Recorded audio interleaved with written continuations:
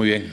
Buenas tardes. Disculpen por el retraso con el que va a comenzar la mesa de fundamentos de la robótica.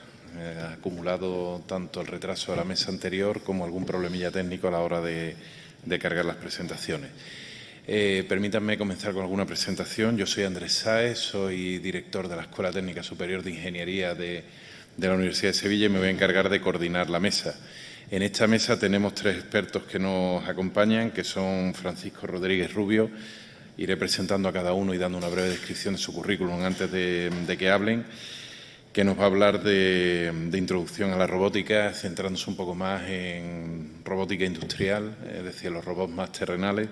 Posteriormente tenemos a José Ramiro Martínez de Dios, que nos va a hablar de robots autónomos aéreos. Ahí subimos ya al aire y nos vamos a lo que entendemos por drones. Y finalmente, Manuel Ortigosa Brun, que va a hablar de automatización de robótica de procesos, es decir, de robots en la nube, y que cerrará el acto. La idea de esta mesa es sencillamente que hagamos una introducción a la robótica, que ustedes entiendan cuáles son sus capacidades actuales y cuáles son los retos futuros que la robótica plantea.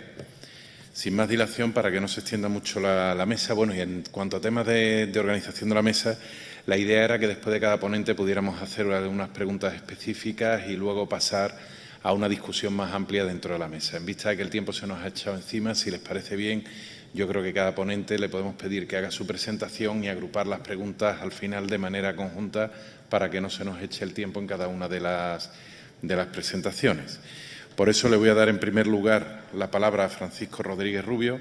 Francisco Rodríguez Rubio es ingeniero industrial de la especialidad eléctrica por la Universidad de Sevilla con el número 1 de la 10ª promoción, siendo galardonado entonces con el primer premio de la Fundación Citema. Además es doctor ingeniero industrial. En la actualidad es catedrático de Universidad del Departamento de Ingeniería y Sistemas Automáticas de la Escuela Técnica Superior de Ingeniería de la Universidad de Sevilla.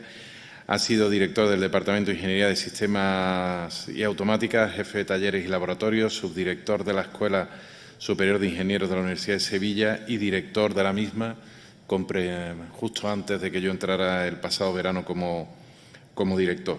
Su actividad investigadora se desenvuelve en torno a las aplicaciones de la teoría de control adaptativo y robusto al control de procesos industriales, así como en el procesamiento de imágenes y su aplicación en robótica.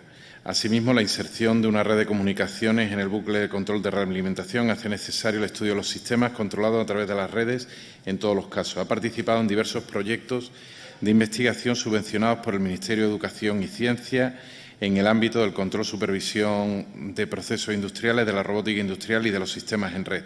En particular, ha trabajado en el desarrollo de sistemas de control para el control de campo de colectores distribuidos en la planta solar de Almería y en el desarrollo de sistemas de seguimiento de precisión de posicionadores.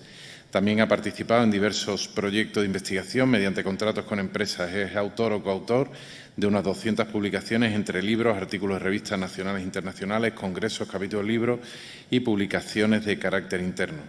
Asimismo, ha dirigido 7 tesis doctorales sobre control robusto y robótica y dirige otras 2 en la actualidad. Primer premio de la Fundación Babcock para la innovación tecnológica en 2003. Es actualmente el responsable del Grupo Ingeniería, Automatización, Control y Robótica del Plan Andaluz de Investigación, el TEP 201. Sin más dilación, le doy paso a Paco para que hable de introducción a la robótica. Paco. Muchas gracias, Andrés, por la presentación. Muchas gracias a los organizadores de estas jornadas por invitarnos a hablar en este caso, sobre robótica. Y sin más, pues voy a comenzar. En primer lugar, bueno, como he cargado las transparencias, en primer lugar quería simplemente dar una pincelada más, aparte de lo que ha dicho Andrés. He sido responsable del Grupo de Automatización, Control y Robótica de la universidad y dentro de este área pues nos dedicamos en general al modelado y simulación de procesos. Cuando digo procesos es con la palabra en general, robots, plantas industriales, equipos, sistemas electromecánicos en general, procesos energéticos, etcétera. Dentro del mundo de la robótica, que es el que nos atañe aquí, pues nuestro grupo ha trabajado en lo que es el control de sistemas electromecánicos en general, sobre todo en posicionadores, sobre todo de 2 grados de libertad, robots industriales y posicionadores de 2 grados de libertad que van sobre, que están giroestabilizados, o sea, que están montados en plataformas que se mueven, por ejemplo, sobre un barco o sobre algo así que se necesita que esté estabilizado.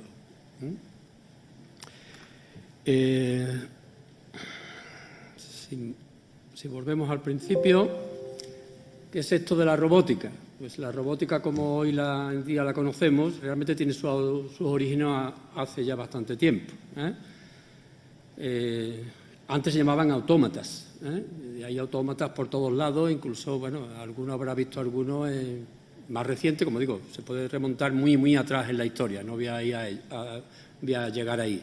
Pero, por ejemplo, por poner un ejemplo así que probablemente más de uno hayáis visto, un reloj, los relojes, por ejemplo, de algunas catedrales, de algunas ciudades europeas, pues tienen pues un autómata que sobre todo cuando dan las horas exactas, pues aparece allí unos muñecos o algo que giran, que se mueven, etcétera, ¿no? Eso es un autómata, ¿vale?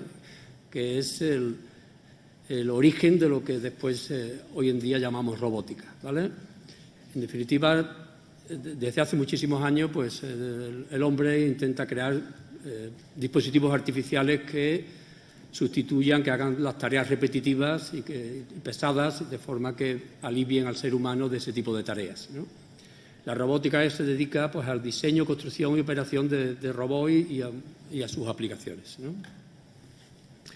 Por poner aquí algunos hitos de la historia de la robótica, pues aunque viene de mucho más atrás, pero por centrarme, digamos, en el siglo pasado y un poco en nada más que por tener una sola transparencia, por abreviar, destacaría en 1923 cuando aparece la palabra robot, ¿vale? Que es una palabra, viene del origen de una palabra checa, que es robota, que el autor Karel Capek, en una obra literaria aparece esa palabra, ¿vale?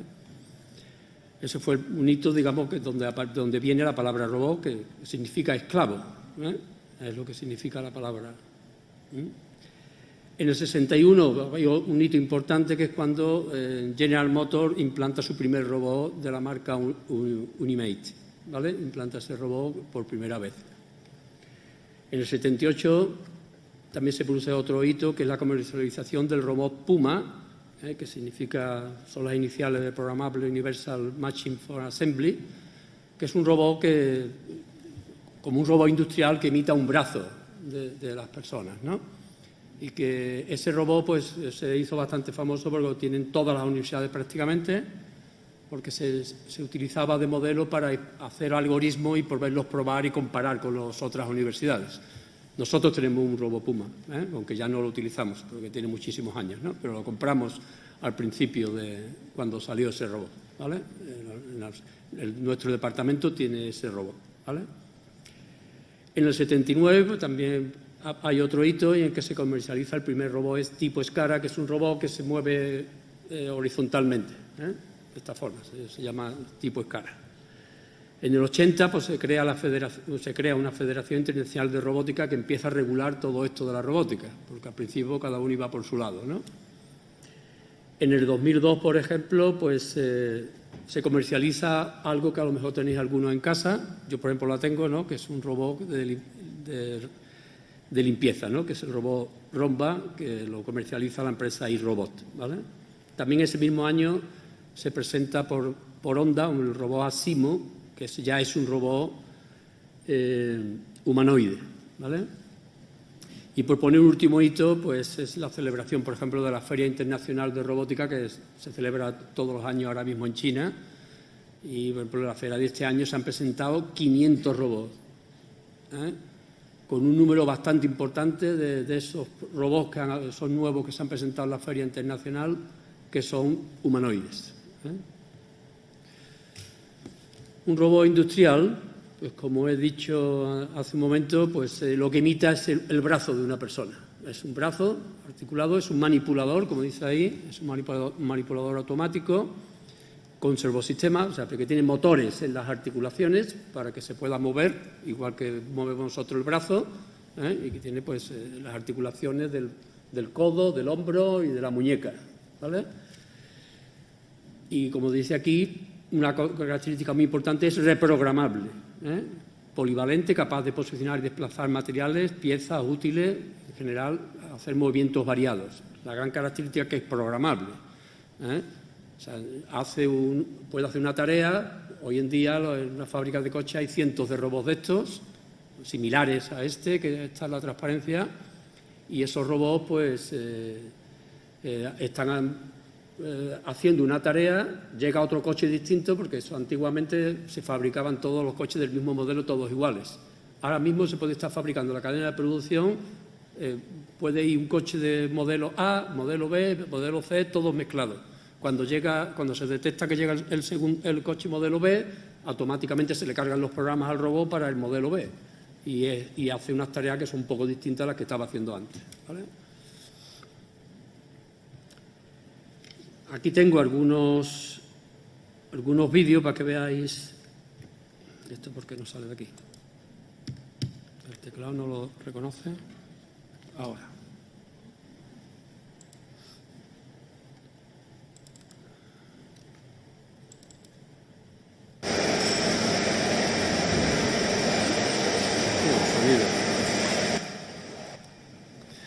Esto es un robot que lo que está haciendo es alimentar una máquina. Las máquinas herramientas que fabrican cosas, pues antiguamente tenían un operario, evidentemente, entonces para cargar la pieza que está cargando este robot, pues habría que parar la máquina por seguridad. Entonces el operario llegaba, cogía la pieza procesada y ponía la pieza nueva. Hoy en día eso lo puede hacer un robot sin parar la máquina y es mucho más rápido, más preciso.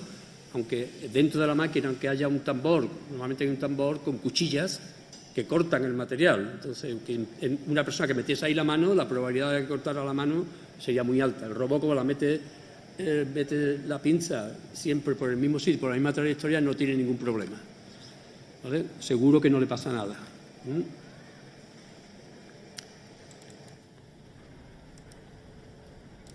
¿Por qué no sale aquí? Aquí tenéis otro ejemplo, ¿no?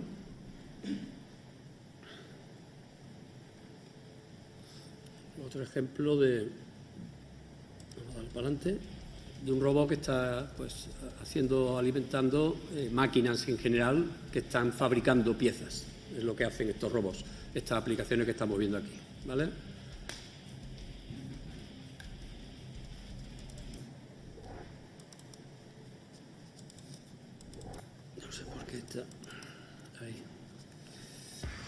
Esto ya es una fábrica de coches, donde se ven muchísimos, seguramente esto en televisión lo habéis visto, o sea, robots que tienen, fijaros que lo que tiene, aparte del brazo, pues lleva en lo que se llama en el elemento terminal, pues lleva ahí, no tiene por qué llevar una pinza que se parece a una mano, sino que lleva otra cosa, lleva una cosa que coge a lo mejor la luna del coche, o sea, lleva un elemento terminal de la característica que sea, ¿no?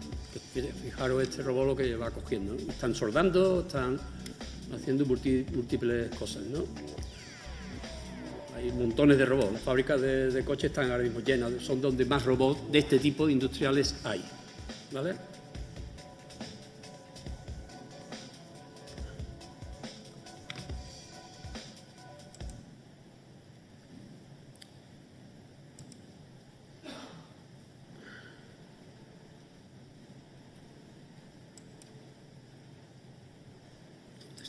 Aquí, ¿no? ¿Qué ha pasado? ¿Que he echado fichero? Bueno, lo abro otra vez.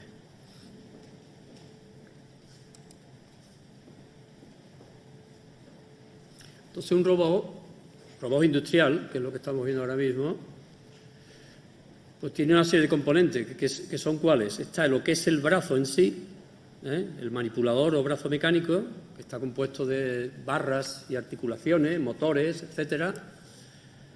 Después hay un controlador, que es el cerebro del robot, que es el que le manda las órdenes a todos esos motores para que el robot haga una trayectoria determinada, haga el movimiento que tiene que hacer. Tiene que coordinar todos los motores que tiene el brazo, ¿vale?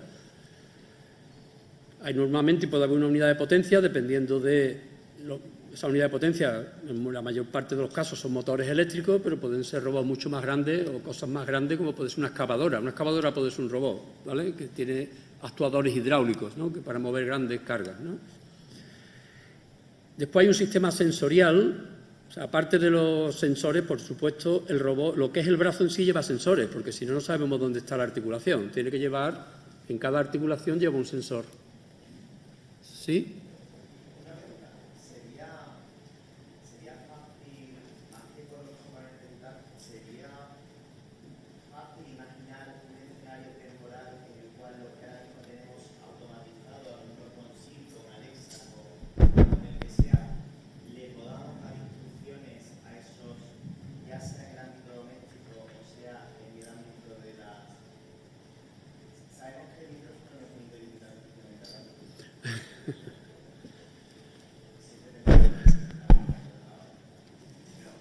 Quería decir que, más allá del funcionamiento y la programación usual que hacen los ingenieros, podemos imaginar un campo de la robótica muy extendida en el cual se le puedan dar instrucciones, como ahora tenemos el robot de la aspiradora o uno de los limpiacoches, Sí. o que incluso en una planta no tan de serie como la de automoción, sino tan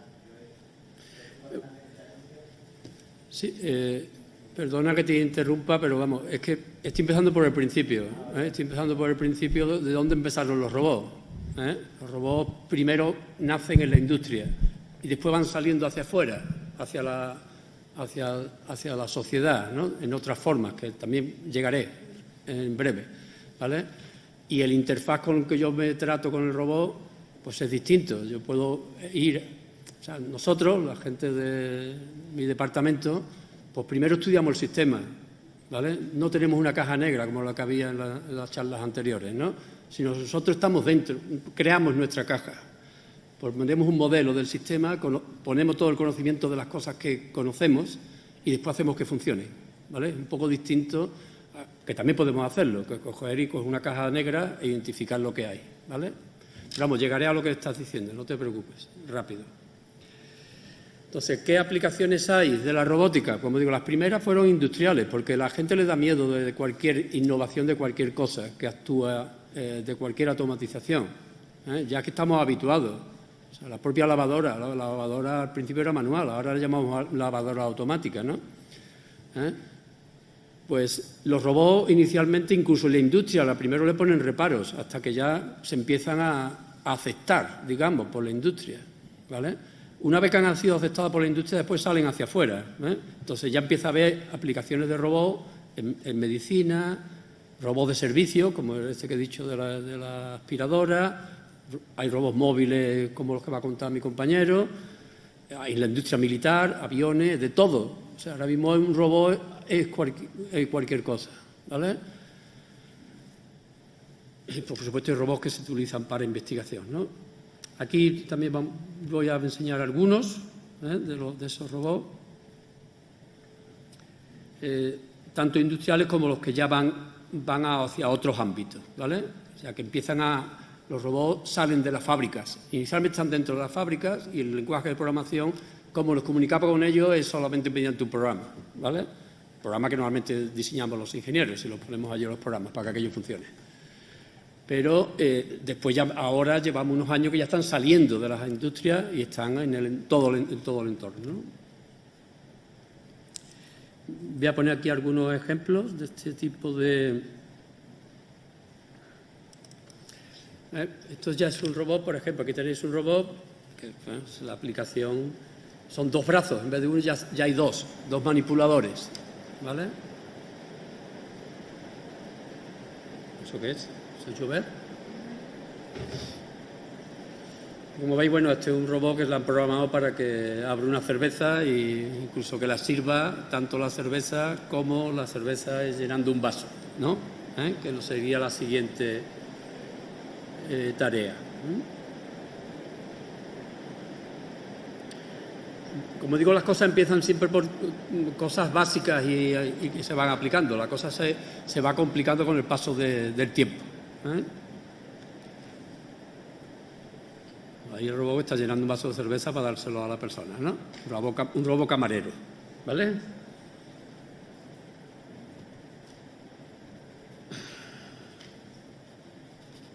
El ratón se pierde de vez en cuando.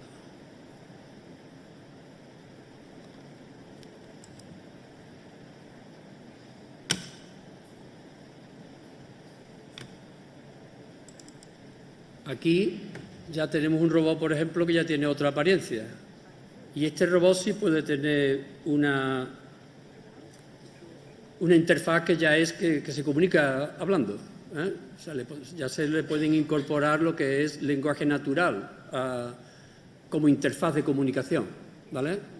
Eso ya lo estáis viendo, como decía el compañero, como decías antes, el Siri o el otro, lo que sea. Eso es un traductor que coge un texto hablado, te lo traduce a texto o al revés, ¿no? La forma de interactuar, ¿vale? Este robot, por ejemplo, va a pintar, va a hacer lo que sea, ¿vale?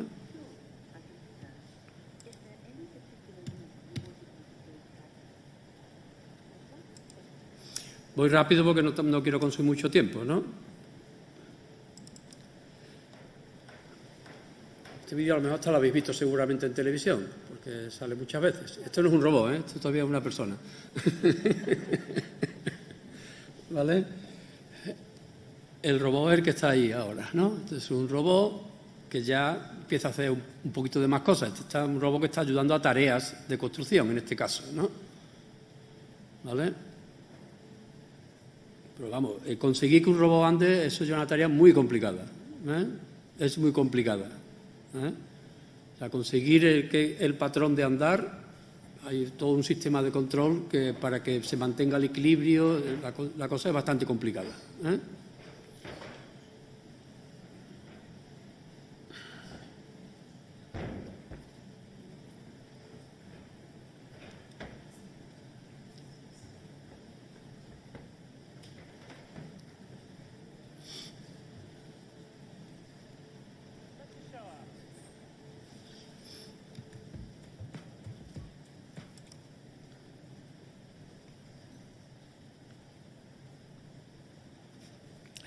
Esto le falla la pila de vez en cuando. Se queda comprado.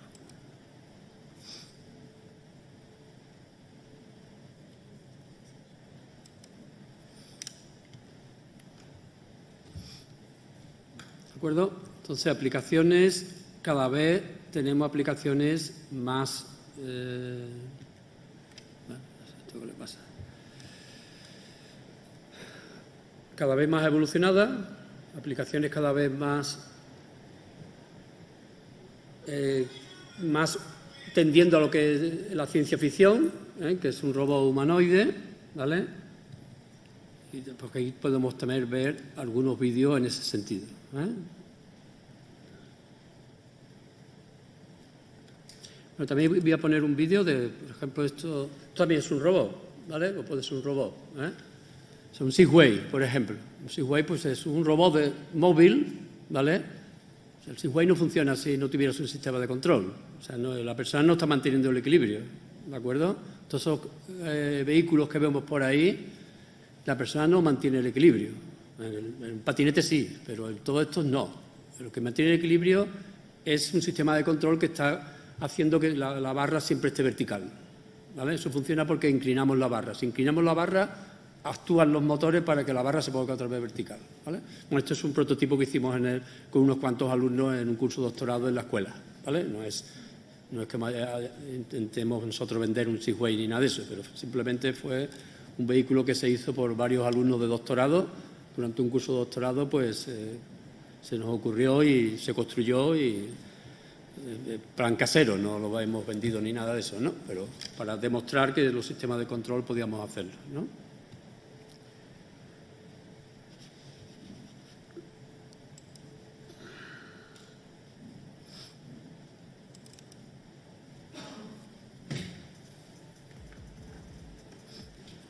Luego, robots de este tipo, pues hay varias empresas que ya están consiguiendo cosas mucho más evolucionadas, ¿vale?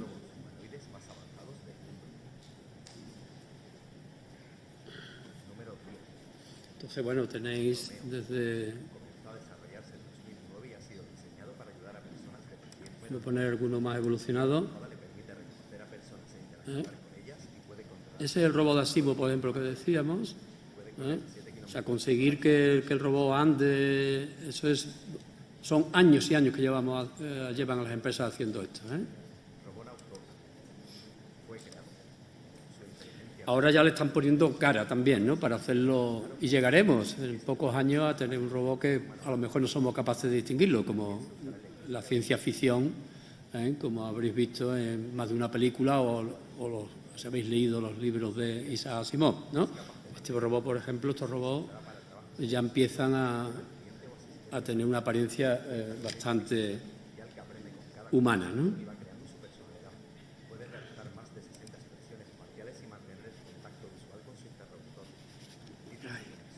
¿Dónde está el ratón? Se pierde.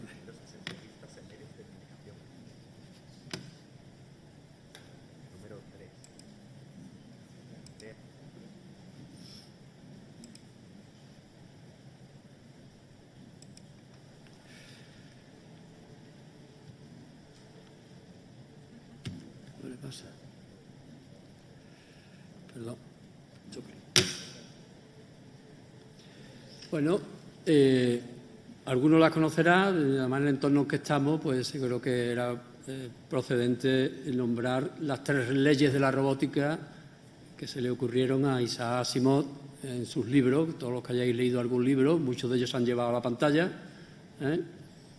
Pues hay 3 leyes. La primera dice que un robot no puede actuar sobre un ser humano o mediante la inacción permitir que un ser humano sufra daño.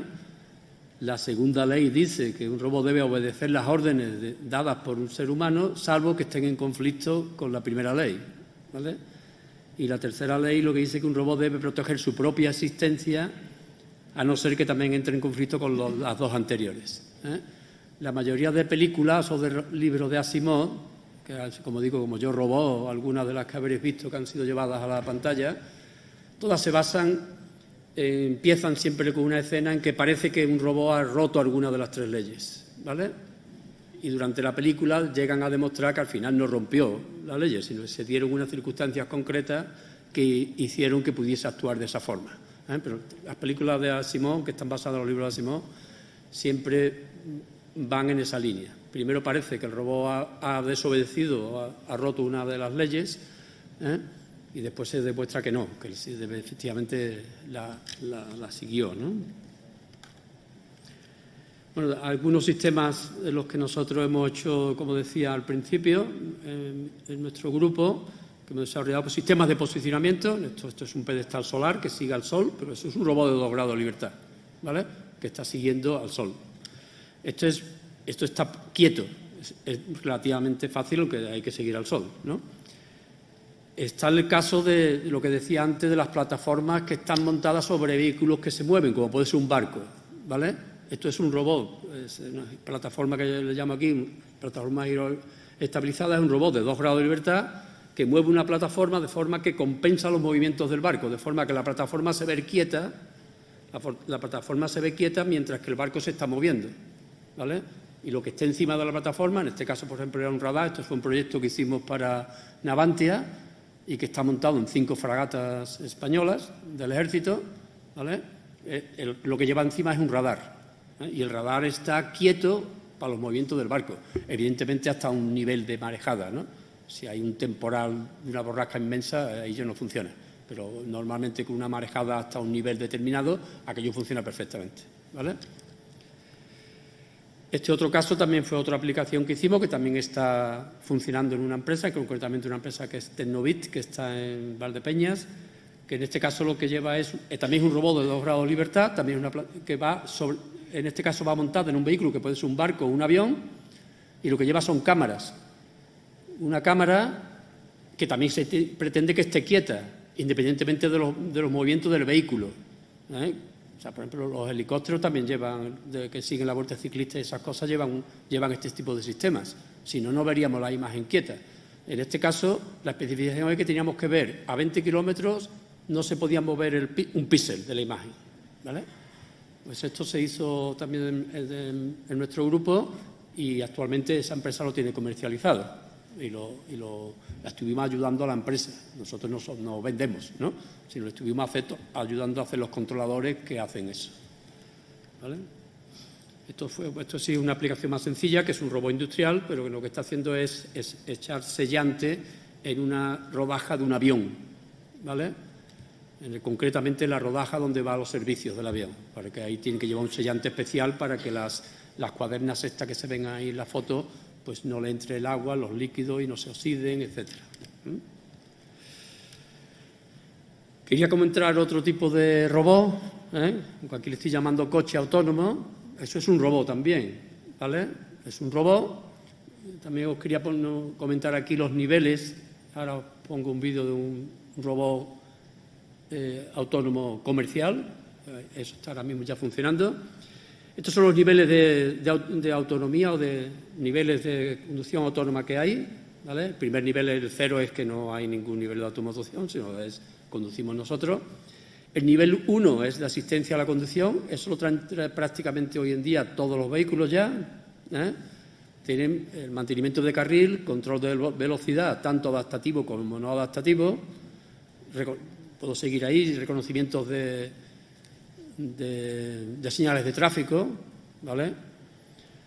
Nosotros las cosas las hacemos, no tienen por qué estar hechas todas con redes neuronales, como se decía en la charla anterior, sino se hacen con otras técnicas que no fallan, y se lee la señal perfectamente, sin ningún problema, no hay incertidumbre en eso. Está el nivel 2, en el que ya hay una automatización mayor del vehículo, se precisa conductor, aunque éste no realizará tareas relativas al movimiento, y el vehículo lo que tiene ya un sistema que hace el control del movimiento total del vehículo.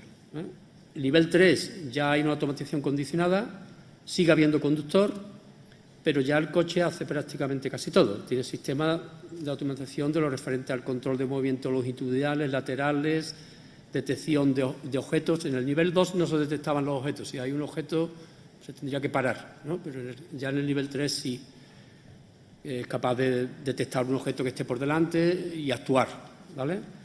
El nivel 4 ya sería lo que son los coches autónomos actuales, los taxis, como digo, lo que voy a poner a continuación es un robotaxi, que están circulando por ahí. En ese caso ya no hay intervención humana en ningún momento, el vehículo lo hace todo solo, ¿vale? Pero todavía el vehículo tiene el volante, tiene todas esas cosas. En el último nivel ya no habrá volante, ni pedales, ni nada, porque ese todavía no tenemos ninguno, por lo menos que yo sepa. Ahora mismo los coches autónomos están en nivel 4, ¿de acuerdo? En concreto, bueno, vamos a ver si sale de aquí. ¿Por qué no sale?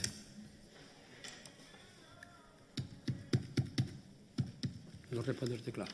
Ahora. Entonces, ¿dónde está?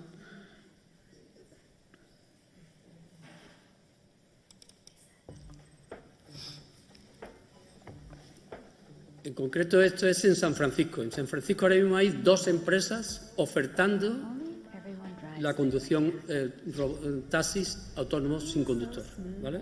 Vamos a saltarnos la parte esta, a partir de aquí, ¿vale? Ahora mismo hay 2 empresas, en San Francisco concretamente, que la ciudad ha autorizado que puedan circular vehículos taxis autónomos, ¿vale? Robotaxi le llaman. En este caso, este concreto es de Hyundai. Está basado en el Ioniq 5, ¿vale? Y este coche lleva como 20 o 30 cámaras, lleva un LIDAR, que solo hace un barrido de todo el entorno, lleva láser, lleva de todo, ¿vale? Y entonces es capaz de conducir. Los pasajeros van detrás, delante no hay nadie, ¿vale? Pero esto ya tiene los permisos legales y está autorizado para circular en San Francisco. ¿De acuerdo?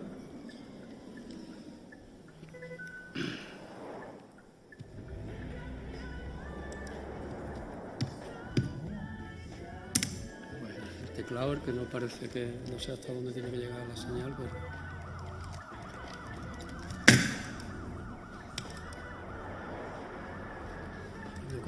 Ahora ya parece que ha conseguido salir. We're innovating self-driving mobility for the Le falla safety la of pila, everyone ¿no? by adding a touch of human thoughtfulness. Creo que está fallando la pila ya, el ratón, ¿no? Innovation begins.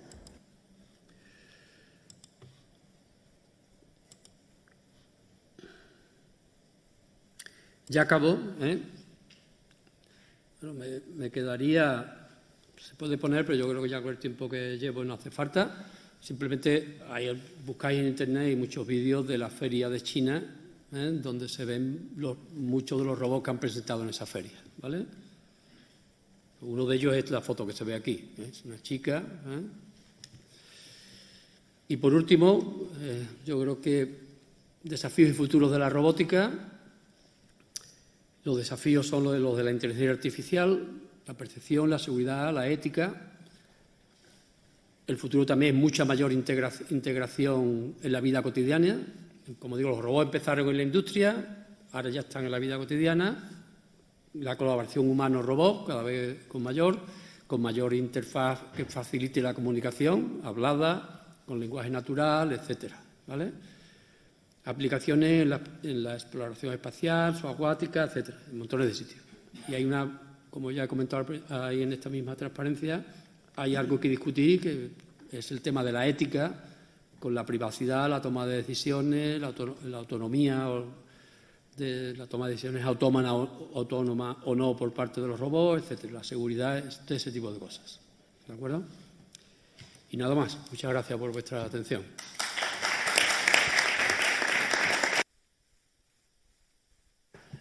Muy bien, como he comentado antes, vamos a pasar a la siguiente charla, ¿vale? De manera que el turno de preguntas lo realicemos al final de la sesión.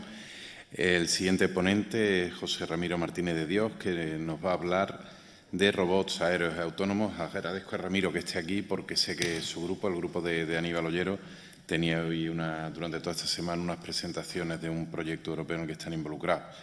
Ramiro es doctor ingeniero de telecomunicación y catedrático de la Escuela Técnica Superior de Ingeniería de la Universidad de Sevilla, y su investigación se centra en percepción para robots, robótica aérea, percepción multirobot, Internet of Things y fusión sensorial. Es autor de más de 150 publicaciones científicas, incluyendo 4 libros completos y más de 45 publicaciones en revistas indexadas. Ha coordinado más de 20 proyectos de investigación, incluyendo 8 proyectos de la Unión Europea, y ha participado en otros 60 proyectos de investigación, incluyendo más de 25 proyectos de la Unión Europea en programas marcos, desde el programa Marco 4 hasta el H2020 o el Horizon Europe. Además, ha coordinado más de 20 contratos de transferencia tecnológica a empresas como Airbus, Boeing, Iturri o Iberdrola, entre otros. Ha sido miembro del comité editorial de más de 10 revistas científicas indexadas, miembro del comité técnico de programa de más de 70 conferencias y congresos, y ha recibido 5 premios internacionales, incluyendo el premio Best Drone-Based Solution, de los primeros premios de drones a nivel europeo. A nivel nacional ha formado parte del comité directivo de GTROB y desde febrero de 2023 es miembro elegido por votación del comité directivo de Eurobotics, la principal asociación de robótica europea. Ramiro. Muy bien, muchas gracias, Andrés. Y también muchas gracias por la invitación, ¿vale? Bueno, como vamos mal de tiempo, intentaré ser un poquito breve. Bueno.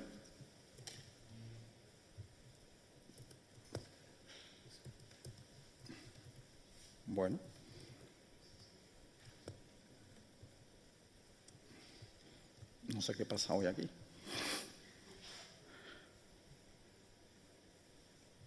Ahora. Vale. Bueno, a ver, yo participo en el GRPC Robotics Lab, que es un grupo de investigación también del mismo departamento que Paco, Departamento de Ingeniería de Sistemas y Automática, pero nos dedicamos de manera casi en exclusiva a robótica aérea. Llevamos trabajando ahí desde hace 30 años, ¿vale? El grupo es coordinado por Aníbal Ollero y somos unos 70 miembros en el grupo, ¿vale? Entonces, bueno, pues ahora mismo estamos realizando 12 proyectos europeos, de los cuales estamos coordinando 2 de ellos coordinadores del consorcio, y contratos con empresas ahora mismo pues tendremos unos 12, 13 aproximadamente. Yo solo estoy coordinando 3, yo solo. Y bueno, somos un grupo de investigación, estamos motivados por realizar investigación y desarrollo, pero somos bastante aplicados. Es decir, esta investigación desemboca en la realización de prototipos que tratamos de demostrarlo en las condiciones operacionales lo más parecidas posible a la real. Es decir, empezamos desarrollando en laboratorio, después con pruebas, digamos, en testbed, digamos, en condiciones más o menos controladas, y vamos subiendo el nivel de complejidad, como bueno, vais a poder ver en los vídeos que voy a mostrar. Y también estamos muy motivados por las aplicaciones. Una vez que tenemos ya los prototipos desarrollados, pues muchos de ellos se transfieren al sector productivo y forman parte, pues bueno, de los robots que ponen a disposición empresas y que ofrecen en productos, etcétera. Bien, bueno, acerca de los orígenes ya Paco ha comentado bastante bien. Lo único que a mí me gustaría es recalcar que la robótica siempre ha surgido de la mano de dos ideas, bajo mi punto de vista. Uno, la necesidad de complementar a los hombres en tareas peligrosas, repetitivas, etcétera, como bien ha hecho Paco, pero por otro lado, de la ciencia ficción. Me gustaría recalcar esto, es decir, tanto la palabra como los términos, la terminología, los conceptos han surgido de la mano de la ciencia ficción. De hecho, la creatividad es un aspecto muy importante en la robótica. Existen dos tipos de robótica de manipulación, sobre todo en aplicaciones industriales, que tratan de replicar el comportamiento esencial de un brazo, esencialmente, ¿vale? Y por otro lado tenemos los robots móviles, donde se trata de que los robots salgan de las fábricas, salgan de los entornos controlados para meterse en escenarios cada vez más complejos, cada vez más parecidos a donde están los humanos, ¿vale? Evidentemente tienen que tener movilidad. Empezamos con la movilidad con ruedas, después movilidad con patas y después movilidad en 3 dimensiones. Pues no, es decir, existen robots submarinos, subacuáticos, existen también robots aéreos, que es donde se centra mi investigación, ¿vale? Desde el punto de vista de las plataformas, fundamentalmente se han desarrollado dos grandes grupos, aunque existen más, pero los principales son dos, de plataformas aéreas. La primera es de ala fija, esencialmente un avión, genera sustentación por movimiento, es decir, por movimiento forzado, por flujo de aire forzado sobre una superficie de tipo ala, ¿vale? Es muy eficiente energéticamente, pero sin embargo no permite, si tiene una muy baja maniobrabilidad, no permite el vuelo estacionario, por ejemplo, y necesita de muchísima infraestructura, ¿vale?, para despegar y para aterrizar. Bien. Y desde hace aproximadamente 20 años, aunque quizás más, ¿vale?, también existen las plataformas aéreas con ala rotatoria, tipo helicóptero inicialmente, en donde la sustentación se genera porque el ala se mueve, no porque se mueve el aire, sino se mueve el propio ala, ¿vale? En este caso tenemos configuración tipo helicóptero o configuraciones de tipo multirotor, quadrotor, hexarotor, octocópter, ¿vale? Bien, pero, como ya he dicho, no son las dos únicas plataformas, existe una variedad bastante amplia. Por ejemplo, aquí estamos mostrando un vehículo VTOL híbrido que ha sido desarrollado por el grupo, en donde combina las dos capacidades. Por un lado, es capaz de despegar y aterrizar en vertical, como lo haría un multirotor, y por otro lado, cuando ya ha despegado, pues pone en funcionamiento las hélices traseras, pues genera empuje y con la sustentación de las alas se mueve con una ala fija. Tiene las ventajas de los dos mundos, ¿vale? Y también me gustaría enseñaros este vídeo, que también es una cosa que estamos realizando en el grupo, que son robots de ala batiente, robots que generan tanto sustentación como empuje por batimiento de las alas, tal y como lo hacen los pájaros, ¿vale? Y en este caso es la primera vez que se demuestra a nivel mundial la capacidad de un ornitóptero, así se llaman este tipo de robots, para realizar perching, para posarse, de manera completamente autónoma, que esa es la gracia y eso es donde voy a ir a continuación, ¿vale? Bien. ¿Qué son los robots inteligentes? Inteligente es una palabra que está muy de moda, todo es inteligente a día de hoy, ¿no? Las lavadoras inteligentes, todo es inteligente. Bueno, la palabra inteligente yo creo que no le gusta a ningún robótico, o por lo menos hay muy pocos robóticos a los que le guste la palabra inteligente. Yo creo que nos gusta más la palabra autónomos, ¿vale? ¿Y qué es autónomos? Pues la capacidad de un dispositivo mecánico, de un robot, ¿vale?, de actuar sin intervención humana. Es decir, de tomar decisiones en algún caso sin intervención humana. Esto es un objetivo, esto es un objetivo a día de hoy. Existen algunas tareas que ya están automatizadas, bien, la más simple, pero de ahí a que hayamos conseguido ese objetivo, pues todavía falta bastante camino por recorrer y es donde me gustaría incidir en la charla de hoy, ¿vale? Bueno, podemos clasificar según la autonomía, ¿vale? Pues una clasificación extrema. Por un lado tendríamos los robots que son cero autónomos, es decir, que son completamente teleoperados. En este caso lo que tengo es una carcasa, es decir, lo que tengo es simplemente la parte más mecánica, eléctrica, con unos sensores que son capaces de tomar unas cámaras, de tomar unas imágenes, unas medidas que se transmite a un puesto de teleoperación donde un humano, a partir de lo que está viendo de las lecturas del robot, es capaz de tomar la decisión, tomar la actuación, y esa consigna se le devuelve directamente al robot para que la ejecute, ¿vale? En ese caso, el grado de autonomía es nulo, absolutamente, ¿vale? Y en el otro lado, en el otro extremo, por un lado tenemos los robots que son completamente autónomos, en donde no hay ninguna intervención humana de ningún tipo, ¿vale? Eso a día de hoy solo se ha conseguido en alguna tarea de manera muy específica y evidentemente pues tras una análisis, una programación muy detallada, ensayos. Es decir, es una cosa que no es nada fácil conseguir, ¿vale?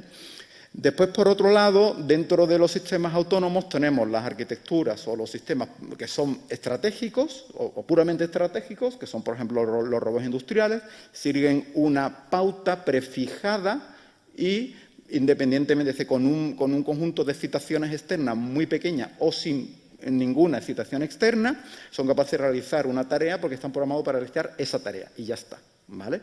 Y en el otro extremo, ¿vale? Pues tenemos las arquitecturas que son reactivas, que son aquellos en donde el robot no tiene ninguna estrategia fijada, sino que simplemente va reaccionando como va pudiendo a los estímulos. En medio están los robots autónomos, ¿vale? Y evidentemente sí podemos hablar de una arquitectura estratégica o puramente reactiva, pero robot autónomo significa que hay que definir el grado de autonomía, ¿vale? Que sea completamente autónomo, todavía eso no se ha conseguido, ¿vale? Sí se ha conseguido en algunas tareas muy concretas y muy específicas. Hay algunos casos en donde parte de la teleoperación se realiza, es decir, lo más común son estrategias híbridas en donde tengamos parte autónoma y parte teleoperada. Es decir, que el robot sea capaz de realizar un conjunto de tareas de manera autónoma, pero para otras, ¿vale?, solicite la intervención humana.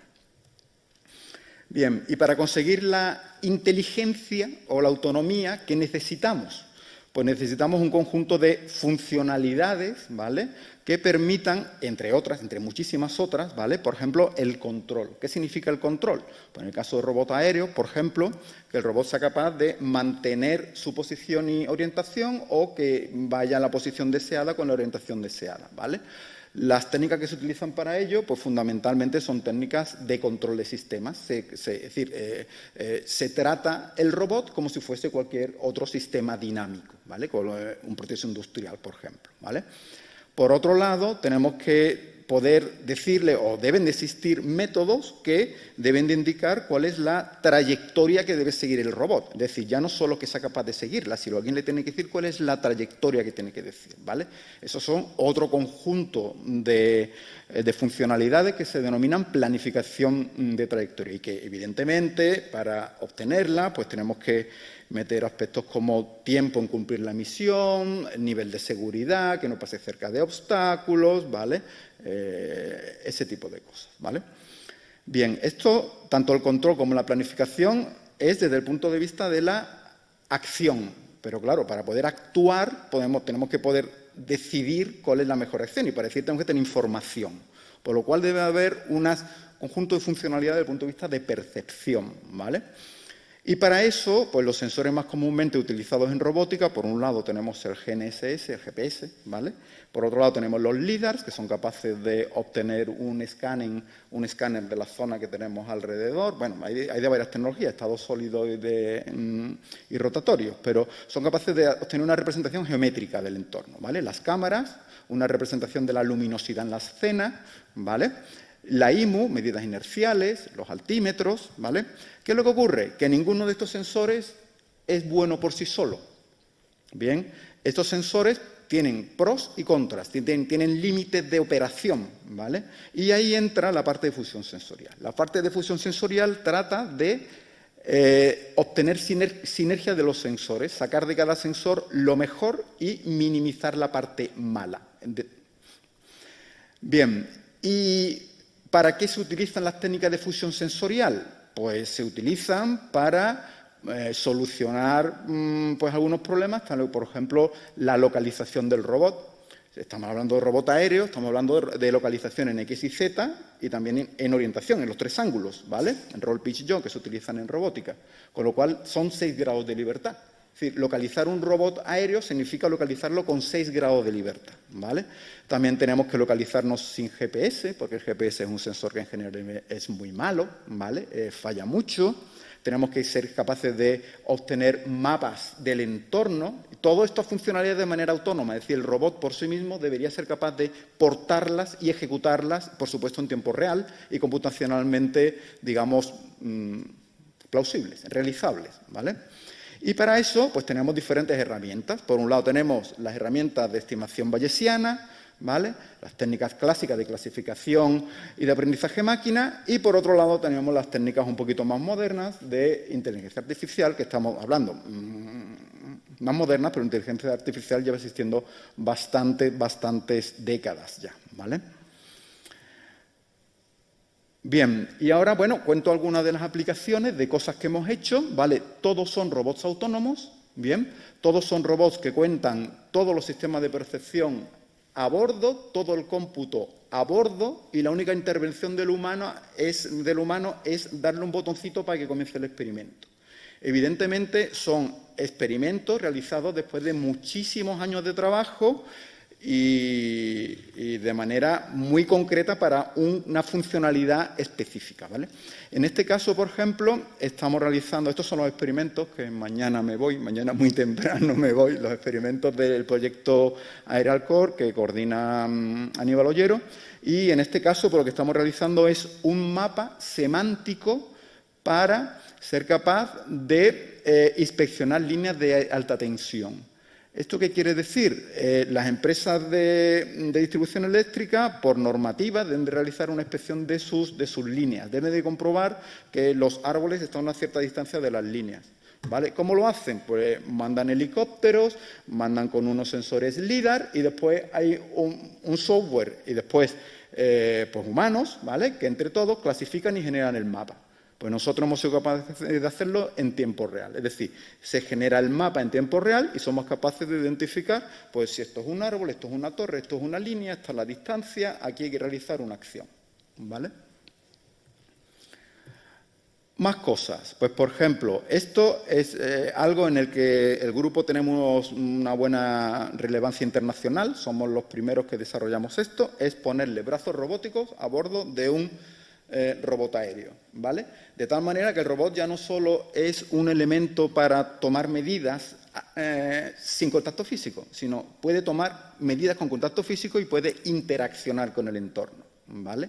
Entonces, esto fue el resultado que realizamos en otro proyecto europeo. Aquí tenemos un robot con los brazos antropomórficos y, en este caso, al igual que antes, el sistema es completamente autónomo. Le damos un botoncito para que empiece y ya está. Se construye el mapa, se localiza. Lo único que se tiene que decir el operador humano es dónde quiere que el robot toque. En este caso, dónde quiere que despliegue un sensor, ¿vale? Entonces, después de un vuelo inicial en donde levanta el mapa esencialmente, todo en tiempo real, ¿vale? Pues el robot es capaz de... Por algún motivo no soy capaz de acelerar esto. A ver si soy capaz de ahora un poquito por aquí.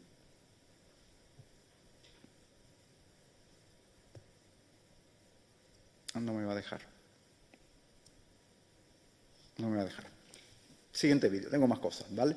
Bueno, al final lo que hace el sistema es que se posiciona en un sitio de manera autónoma y coloca un sensor de manera autónoma, ¿vale? Esto fue realizado en una fábrica real, en una cementera, la cementera de Jerez de la Frontera, ¿vale? Siguiente, pues esto, resultado de otro proyecto en donde tenemos, robots que están navegando dentro de una fábrica, bien, robots aéreos que están navegando dentro de una fábrica para realizar tareas de logística interior.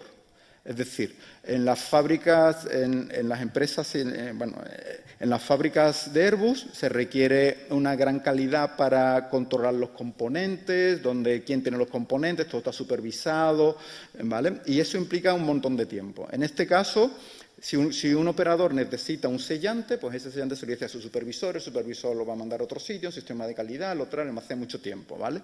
En este caso, lo que hemos desarrollado es un sistema en donde el robot directamente tiene una tablet y le dice al robot, tráeme sellante, ¿vale? Eso va a la orden a un sitio y el robot va de manera autónoma y es capaz de depositarlo de manera autónoma. Es capaz de navegar, en este caso, construyendo un mapa de manera autónoma y localizándose de manera autónoma sin GPS, ¿bien?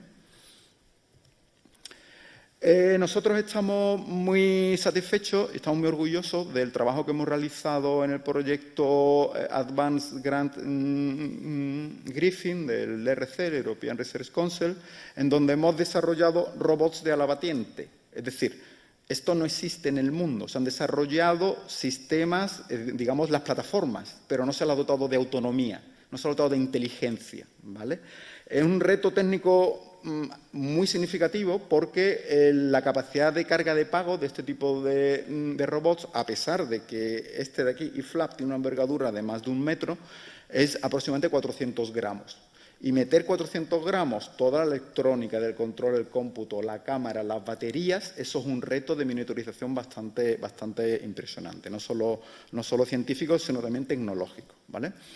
Entonces, desde este punto de vista, me gustaría comentarlo. Pues bueno, aquí tenemos un pequeño vídeo en donde hemos dotado al robot, hemos equipado el robot con una cámara de eventos, que no es una cámara tradicional, sino que funciona de otra manera diferente, ¿vale? Y es más robusta a las vibraciones y a las condiciones de iluminación, y el sistema lo hemos implementado en un sistema de Visual Servoing, en donde el sistema es capaz de seguir automáticamente para llegar a una ruta, en este caso para pasar por el triángulo, ¿vale? Eso lo hemos probado con diferentes condiciones de iluminación, tanto en exteriores, en interiores, ¿vale?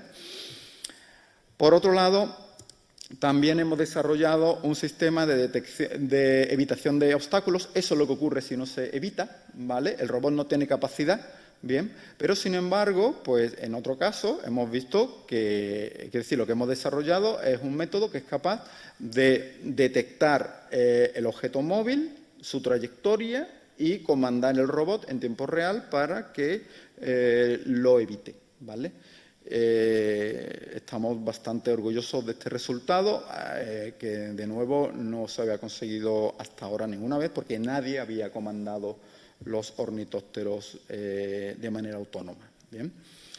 Entonces, bueno, los robots aéreos autónomos, no tengo ninguna duda, están aquí para quedarse, bien, aportan un valor que es innegable en una gran cantidad de aplicaciones industriales y de aplicaciones en general y de actividades. Cada vez son más seguros, cada vez son más inteligentes. Insisto que inteligentes quiere decir que requiere poca intervención de ser humano, ¿vale? Cada vez son más robustos, más baratos. Ha habido, es de reseñar que a nivel europeo se haya puesto en común la normativa NRPAS en drones, ¿vale? Porque estamos dentro de esa normativa, evidentemente, y eso va a ser muy significativo para extender la industria europea y poder competir contra Estados Unidos y China, ¿vale? En la integración de numerosas tecnologías, aerodinámica, mecánica, electrónica, y desde el punto de vista de los retos, pues yo, para conseguir la autonomía, para mí lo tengo muy claro. Primero, la percepción del entorno. La percepción del entorno es un problema que es muy complicado. Los seres humanos lo tenemos de manera natural, ¿vale? Pero, sin embargo, meter eso dentro de una máquina es algo muy complicado. Desde el punto de vista de las funcionalidades, los vuelos fuera de línea de vista es un reto porque requieren gran dosis de autonomía. Y después, desde el punto de vista tecnológico, las baterías, bien, y desde el punto de vista de integración, aplicación y extensión a un mayor abanico de aplicaciones, es la capacidad de interactuar con humanos, desde ese punto de vista, la seguridad y la robótica social, ¿vale? Y con esto, pues, concluyo. Muchas gracias por la atención.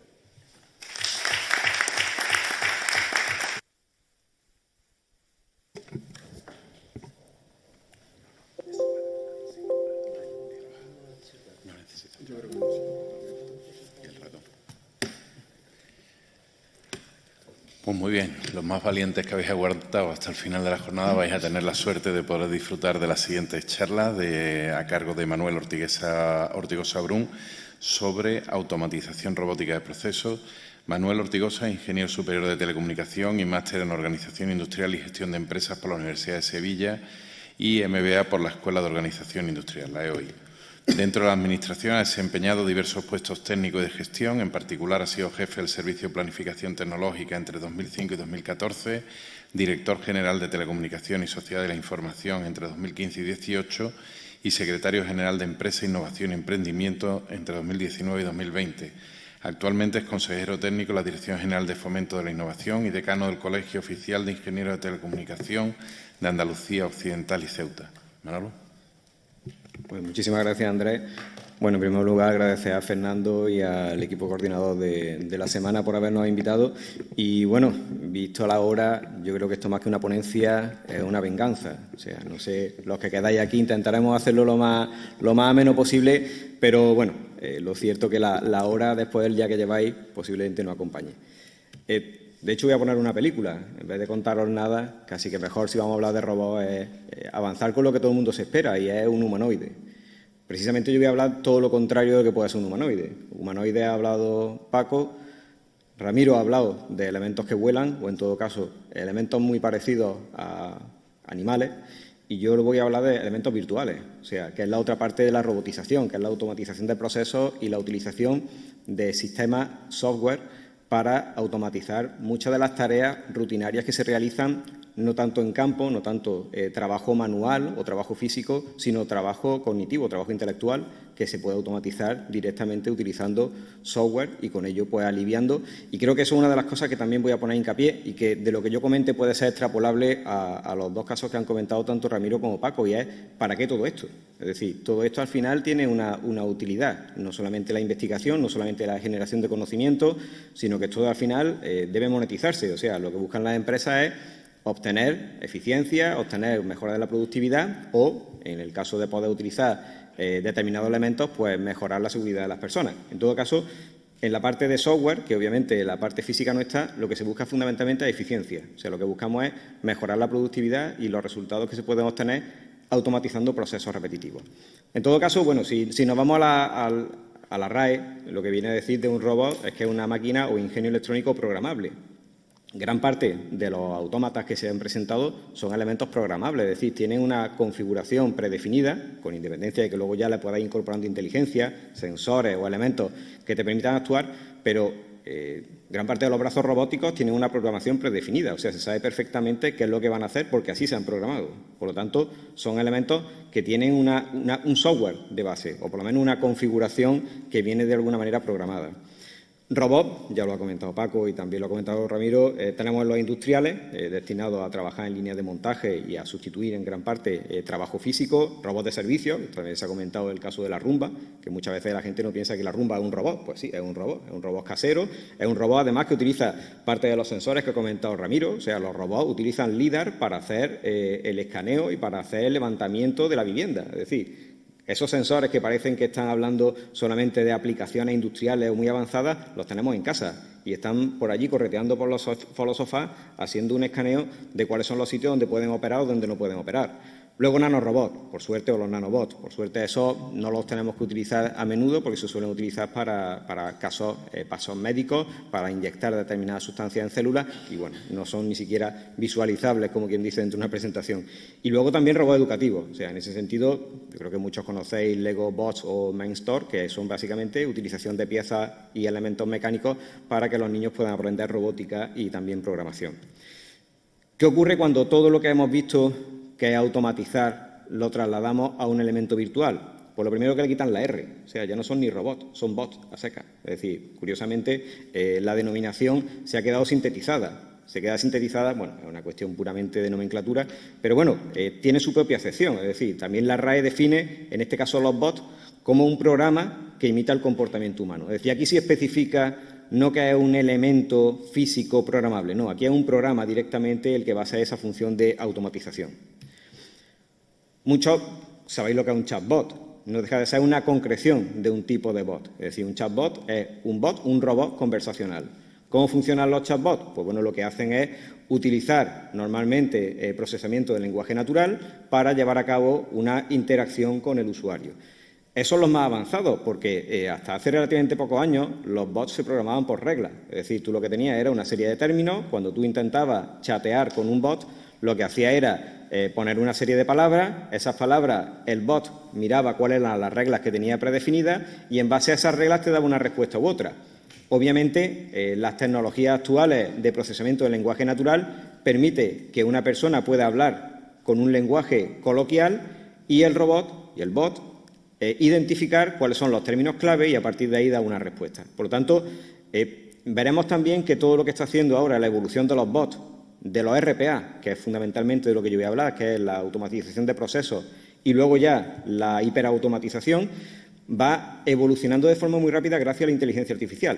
En la medida que podamos incorporar elementos que nos permitan procesamiento del lenguaje natural, que nos permitan reconocimiento de imagen, que nos permitan coger información no estructurada y convertirla en información útil, pues obviamente los sistemas cada vez van a ser mucho más potentes.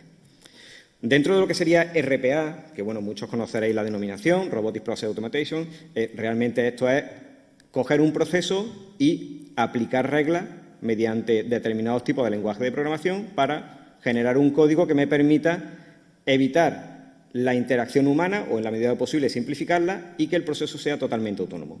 Las tecnologías estas, bueno, pues son robots de software, son códigos que se pueden hacer de forma, digamos, a nivel de unidades singulares que luego se van enlazando para pasar de un bot a pasar a un sistema RPA. Por eso se habla que normalmente el bot es la unidad mínima de un sistema RPA.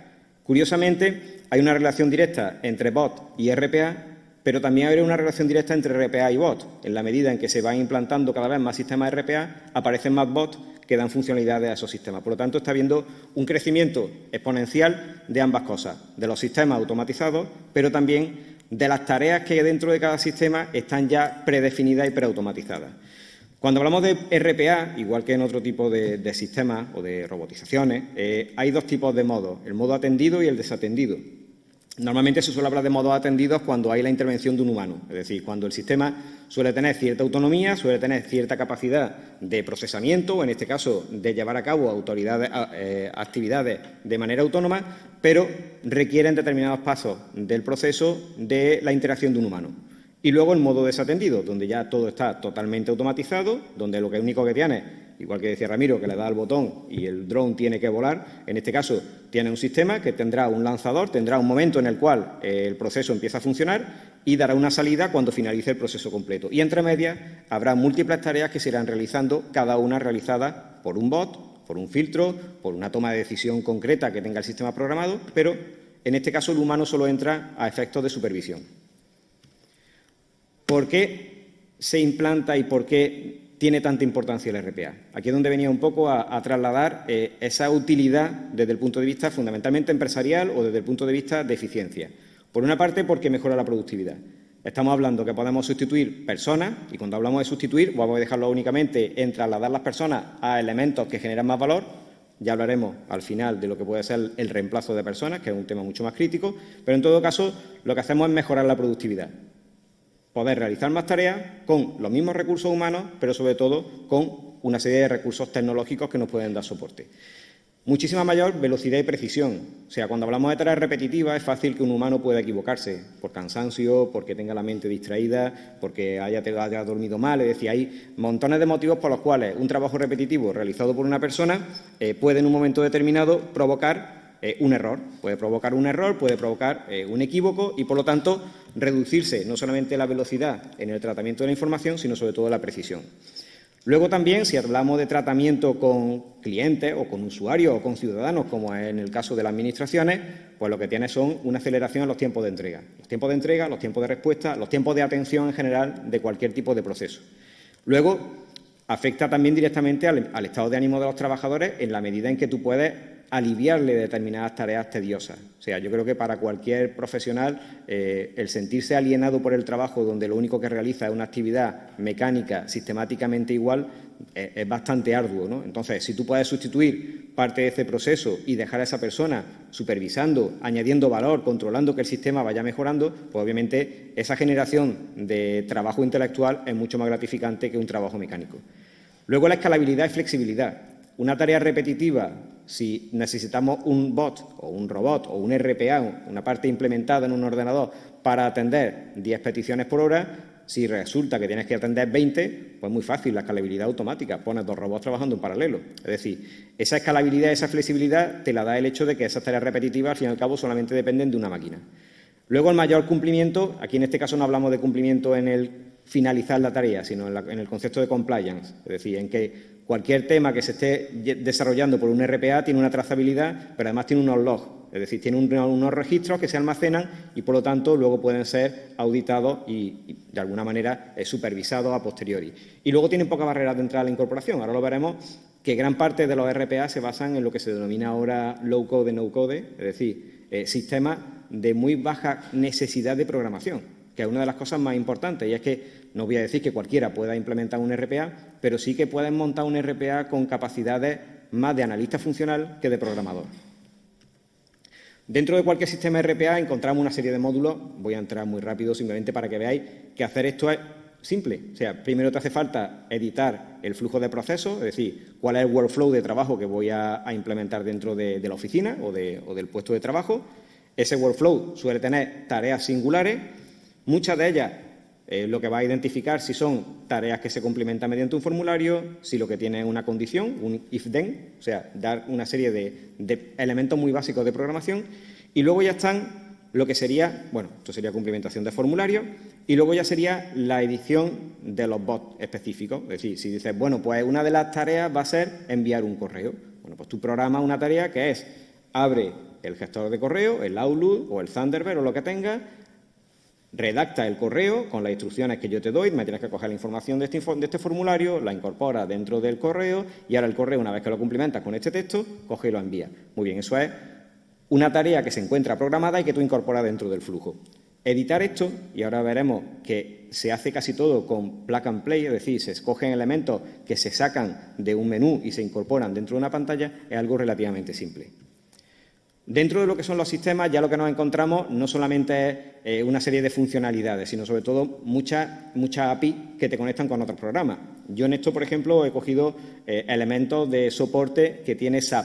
SAP, dentro de una de sus herramientas para crear automatización de procesos, pues tiene un montón de funcionalidades y una de ellas, por ejemplo, es contar con API para poder conectar el autómata que estoy generando con otro tipo de aplicaciones, ya sean de Microsoft, ya sea de Firefox o cualquier tipo de elemento que te pueda ser necesario tener que interconectar y que no tengas que programar a pelo.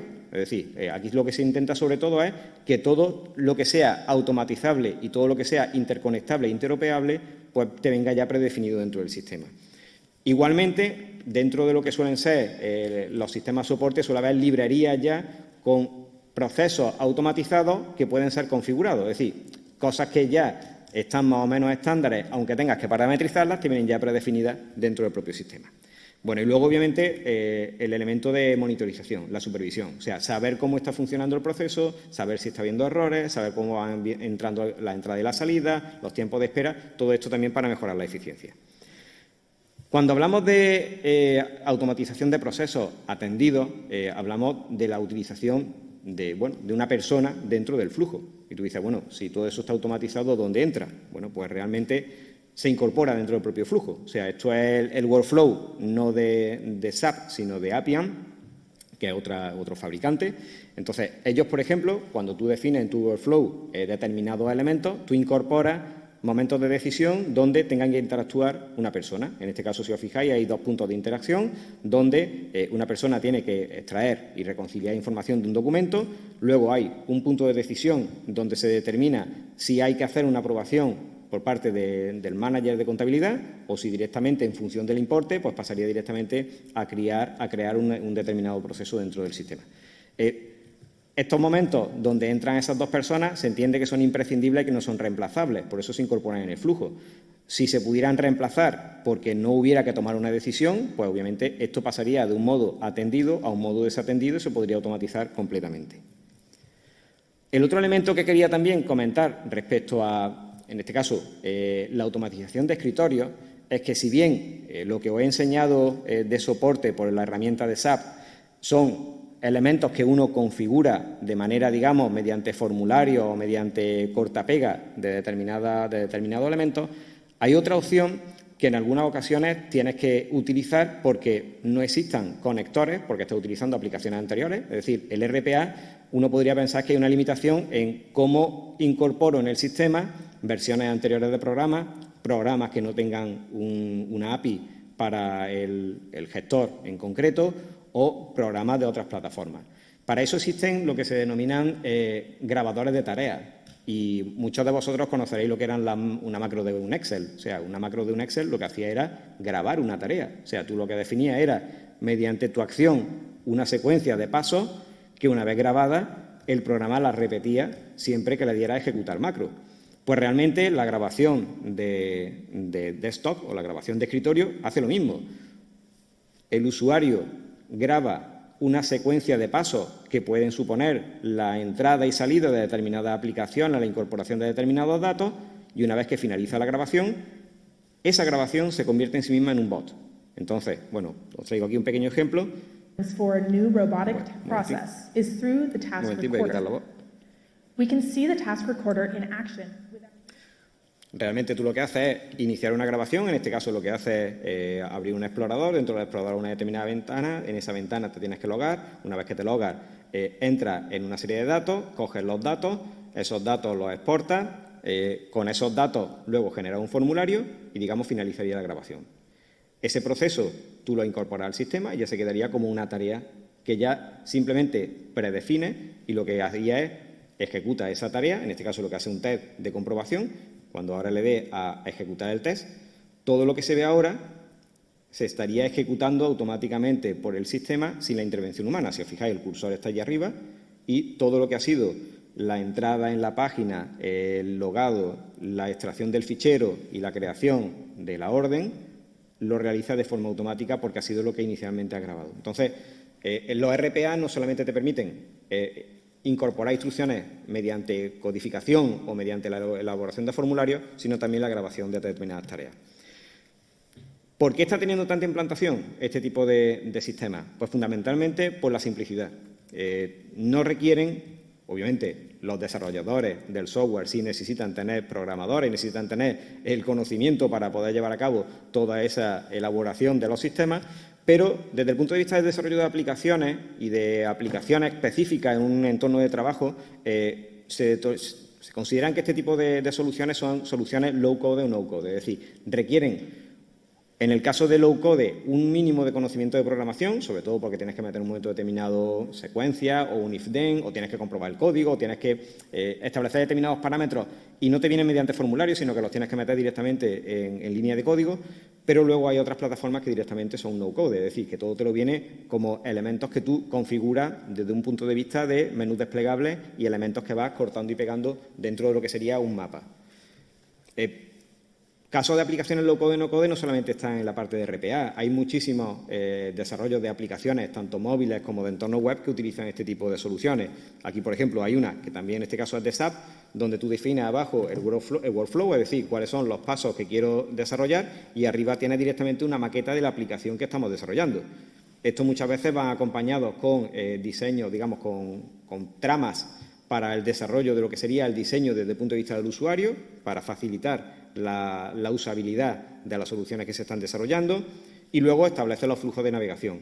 A partir de esos elementos, prácticamente con los flujos de navegación, muchos de ellos que los puedes caracterizar mediante plug and play, es decir, mediante funcionalidades predefinidas, pues es relativamente fácil hacer aplicaciones. ¿Cuáles son los beneficios, por lo tanto, de utilizar este tipo de aplicación low-code, no-code? Pues, por una parte, que te permite centrarte más en el usuario que en la programación. Es decir, en la medida en que gran parte de las cosas vienen predefinidas, los desarrolladores se dedican más a buscar la usabilidad y que la satisfacción del usuario con el interfaz y con la navegación sea más amigable que en sí la programación. Muchas de estas aplicaciones, realmente, las programaciones son bastante estándar. Luego te permite acelerar mucho el desarrollo de productos, o sea, lo que se denomina el producto mínimo viable, es decir, tener la primera versión, la versión beta, con este tipo de soluciones es muy fácil tenerla en marcha. Y esto aplica tanto en las aplicaciones como en los RPA. Es decir, hay RPA, y ahora veremos algunos resultados, donde realmente en pocas semanas tú puedes tener implementado un RPA en un proceso complejo dentro de una empresa o dentro de una administración. En la medida en que se van incorporando cada vez más elementos soporte a inteligencia artificial o a machine learning dentro de este tipo de sistemas, pues se aumenta la automatización, pero se aumenta la inteligencia. Es decir, los sistemas cada vez van a tener mayor capacidad de autonomía y, sobre todo, mayor capacidad de realizar tareas complejas.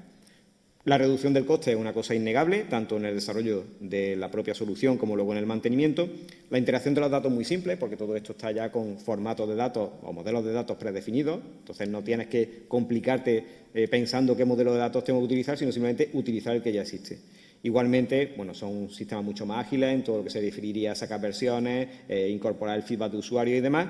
Y bueno, y luego, cuando hablamos aquí de privacidad y seguridad, no nos referimos a que sean sistemas más seguros y más fiables, que pueden serlo también porque hay mucha más gente utilizándolo y, por lo tanto, más fácil identificar dónde puede haber un bug. Pero, sobre todo, seguridad y privacidad desde el punto de vista de que te permiten integrar el desarrollo dentro de tu negocio. O sea, no tienes por qué externalizar este desarrollo, sino que si es algo relativamente fácil de hacer, tú puedes tener un analista funcional y un programador y puedes integrarte esto en tu negocio sin tener que externalizar parte de ese desarrollo de aplicación. Aplicaciones low-code, no-code no solamente se utiliza para los bots. De hecho, aquí traía un cobot, que es uno de los elementos que aquí se han estado también comentando, un brazo robótico. Los brazos robóticos, en muchas ocasiones, la programación que tienen es también muy parecida a lo que podría ser un low-code. Es decir, lo que se está haciendo es que tú, mediante un display y una serie de funcionalidades, vas programando el funcionamiento del cobot. ¿Automatizar para qué? Creo que ya he dado muchas pautas de para qué sirve automatizar. Fundamentalmente eficiencia, pero no solamente eso. También para incrementar tareas de valor dentro de la empresa. O sea, en la medida en que evita el trabajo automático, a las personas las puede dedicar a otro tipo de tareas mucho más creativas y con mucho más valor para el conjunto del producto, del servicio que se está desarrollando. De hecho, la automatización empezó con sistemas que reemplazaban a las personas que realizaban trabajo físico, cada vez se ha ido incorporando más a las personas que trabajan trabajo físico, pero sobre todo trabajo intelectual, de tal manera que la incorporación de la automatización está siendo exponencial. A su vez, eso está provocando que muchas personas pasen, obviamente, a la otra parte de las actividades. Algunos resultados. Aquí traía algunos resultados de clientes que han experimentado con SAP, por ejemplo, y que han visto reducciones en el esfuerzo realizado para llevar a cabo una determinada tarea entre un 85 y un 90%, con un retorno de la inversión muy bajo, es decir, este tipo de implementaciones son relativamente económicas. No, obviamente, en la medida en que escales mucho más la solución al mayor número posible de procesos dentro de la empresa, mayor es la rentabilidad de la inversión, porque más rápidamente lo va a poder amortizar. Pero, en todo caso, suelen ser soluciones que para grandes tareas repetitivas suelen tener un retorno de la inversión muy bajo. Y no solamente el retorno de la inversión, también el tiempo de desarrollo. Aquí estamos hablando de tiempo de desarrollo de 2 semanas o de 55 días, como habla, por ejemplo, aquí Hewlett-Packard en una prueba de concepto. Me voy a salir de los casos internacionales y de casos muy específicos de multinacionales para que esto no parezca de ciencia ficción. Me vi un caso concreto que desarrollamos en Junta de Andalucía en el año 2021, que fue robotizar la tramitación de una orden, en este caso mediante decreto ley, que era mantenimiento de la actividad en sectores del comercio minorista y de hostelería. Es decir, lo que se pretendía era financiar parte del circulante de aquellos colectivos que durante el COVID se vieron lastrados en su actividad comercial. ¿Cuál era la forma? Bueno, pues se le daba una determinada ayuda en función de una serie de requisitos, se cumplían unas condiciones. Bueno, pues había hasta 31 requisitos que se tenían que comprobar de cada uno de los solicitantes. Eso te implica, cada requisito que tienes que comprobar, estás hablando de, si lo haces manualmente, una serie de minutos. Potencialmente podía haber, en función de la ayuda concedida, 55.000 beneficiarios. Bueno, pues 55.000 beneficiarios con el tiempo estimado de lo que una persona tardaba en realizar cada uno de los procedimientos, tenías dos opciones: o te hacían falta decenas de personas o te hacían falta decenas de meses, con lo cual ninguna de las dos alternativas era factible. ¿Qué se hizo? Bueno, obviamente se hace todo el análisis de cuáles son los tiempos que se pueden optimizar, de cuáles son las tareas que se pueden automatizar, intentar minimizar al máximo la interacción humana, tanto en lo que sería el recibo de las solicitudes, las comprobaciones de la bandeja de entrada. La bandeja de entrada ya no tienes que centrarte en horario administrativo, sino que tienes puesto el robot 24/7, haces las comprobaciones previas de si está al corriente de determinados elementos, que son el pasa o no pasa, es decir, los requisitos de pasa o no pasa son los primeros, de tal manera que vas desechando aquellos que no cumplen ese requisito, y conforme va pasando, pues al final intenta optimizar todos los tiempos y que las tareas se hagan de la manera más autónoma posible. Al final se consiguió que 55.000 solicitudes que se tenían que tramitar desde que entra la solicitud hasta que la concedes en menos de 2 meses, para llevar a cabo esto con 9 personas, que son las que llevaban a cabo la supervisión, y utilizando 17 robots, se consiguió el objetivo de dar todas las ayudas que se estaban planteando. Es decir, esto, si no llegase con la utilización de robots, hubiera sido totalmente imposible. Y no es el único caso, o sea, este fue un caso que ya ha ido provocando que, por lo menos a nivel de Junta de Andalucía y otras administraciones, hayan ido incorporando RPA en los procesos. De hecho, aquí hablo de otra orden, la del 3 de junio del 2022, que era base reguladora, o sea, concesión de subvenciones dirigida a impulsar la recuperación y generación de empleo. Esto eran ayudas de 3.500 euros a las personas que cumplieran con un determinado requisito, y en 37 días se concedieron más de 50.000 solicitudes que sumaban 169 millones de euros, habiendo comprobado previamente 100.000 solicitudes. Es decir, te queda aproximadamente con el 50% de lo que te ha llegado, pero lo importante es que en 37 días has sido capaz de revisar, comprobar, resolver, pagar va aparte, o sea, pagar se hace en otro sistema aparte, pero poder resolver una ayuda que en condiciones normales, si estuviésemos hecho manualmente, tardaría meses, si no años. Y luego, bueno, casos también, por ejemplo, en este caso, de robotización de pensiones no contributivas. Dentro de lo que hemos visto aquí del workflow, hemos visto la incorporación de las personas, pero también hemos visto aquí que aparece la palabra EI. Entonces, ¿qué ocurre ahora con la inteligencia artificial? Pues que la inteligencia artificial lo que está suponiendo es pasar de automatización a automatización inteligente. Empezamos a incorporar pues todo lo que sería procesamiento del lenguaje natural, herramientas de machine learning, no solamente para llevar a cabo procesos automáticos, sino para poder llevar a cabo procesos más inteligentes y predecibles. Es decir, ya te permite establecer reglas y establecer determinados tipos de comprobaciones y de simulaciones al objeto de que el sistema pueda evolucionar de forma más rápida, pero sobre todo podamos tratar información que no venga definida mediante formulario o que no venga desde un punto de vista estructurado. Y ahí aparece, por ejemplo, lo que se denomina IDP, que es el procesado inteligente de documentos, que básicamente lo que hace es cualquier tipo de documento, entendiendo como tal documento en texto, en un PDF, en un Word, en una hoja de cálculo, pero también es capaz de tratar imágenes y tratar vídeos, y a partir de ahí indexar determinadas imágenes y vídeos, sacarte metadatos, hacerte caracterizaciones, y por lo menos que tú puedas hacer una búsqueda desde un punto de vista de todos los elementos que tenga en el sistema, una búsqueda semi-inteligente. Es decir, no va a poder hacer una búsqueda de un texto dentro de un vídeo, pero sí por lo menos identificar ese vídeo a qué se refiere, ponerle etiquetas, y cuando hagas búsquedas, por lo menos que ese vídeo aflore y que tú puedas visualizarlo. Aquí pongo un caso muy simple. Vamos, esto es un vídeo de una imagen más que otra cosa para que... Obviamente, si tuviéramos que buscar en esa maraña de documentación algo concreto, se tardarían meses. ¿Por qué? Porque tendrías que estar mirando uno a uno cada uno de los documentos. ¿Qué es lo que hacen los sistemas IDP? Toda esa documentación te la indexa. Te la indexa y, en función de una serie de parámetros que tú tienes claro que vas a necesitar buscar, y ahora se verá aquí, por ejemplo, si estás hablando fundamentalmente de facturación, una vez que cargas los documentos, te permite identificar, según tipo, cuáles son los documentos que tienen una referencia de ese tipo, y a partir de ahí hacer ya búsquedas más concretas porque ya el documento tiene esa información indexada. Entonces, puede hacer referencias del número de factura, o puede buscar por cuantía económica, o puede buscar por fecha, y con esa información ya programar tareas. Es decir, todo esto lo que te va a servir es para sacar información no estructurada y convertirla en información estructurada, que es la base para poderla luego tratar desde un punto de vista automatizable.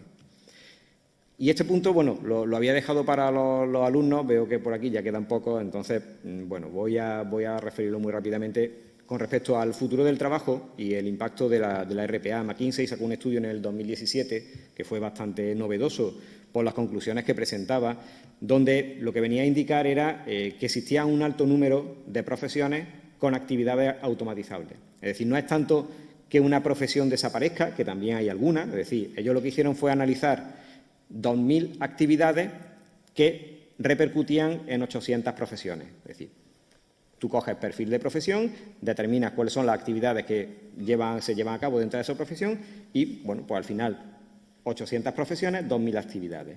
Llegaban a la conclusión, entre otras cosas, bueno, pues que había menos de un 5% de esas profesiones que tenían el 100% de las actividades programables.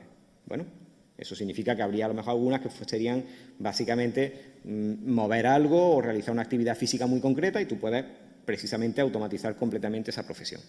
Pero sí es cierto que la automatización tenía mucho impacto en otras profesiones. O sea, más de un 30% de las profesiones tenían más de un 60% de actividades automatizables. Es cierto que aquí estamos hablando todavía de una automatización en el 2017 donde lo de la IA generativa ni existía.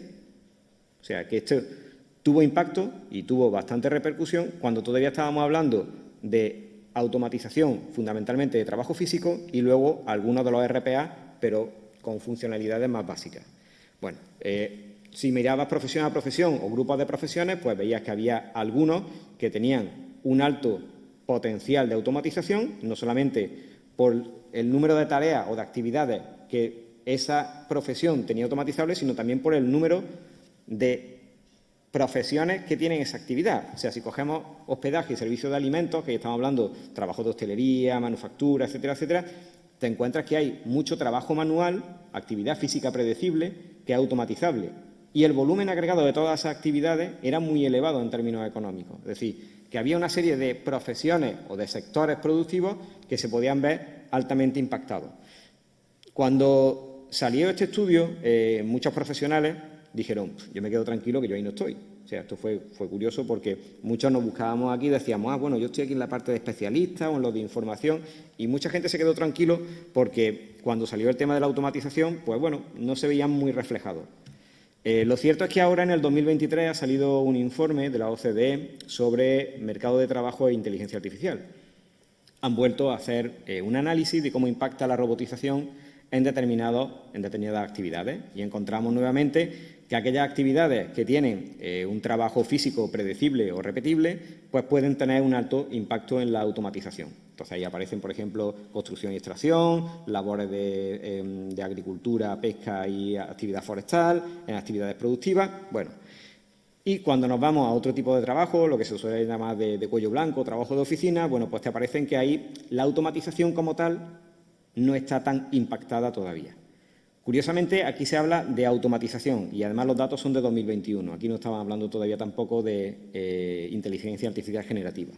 Pero sí empieza a aparecer la exposición que tienen determinadas profesiones a la inteligencia artificial.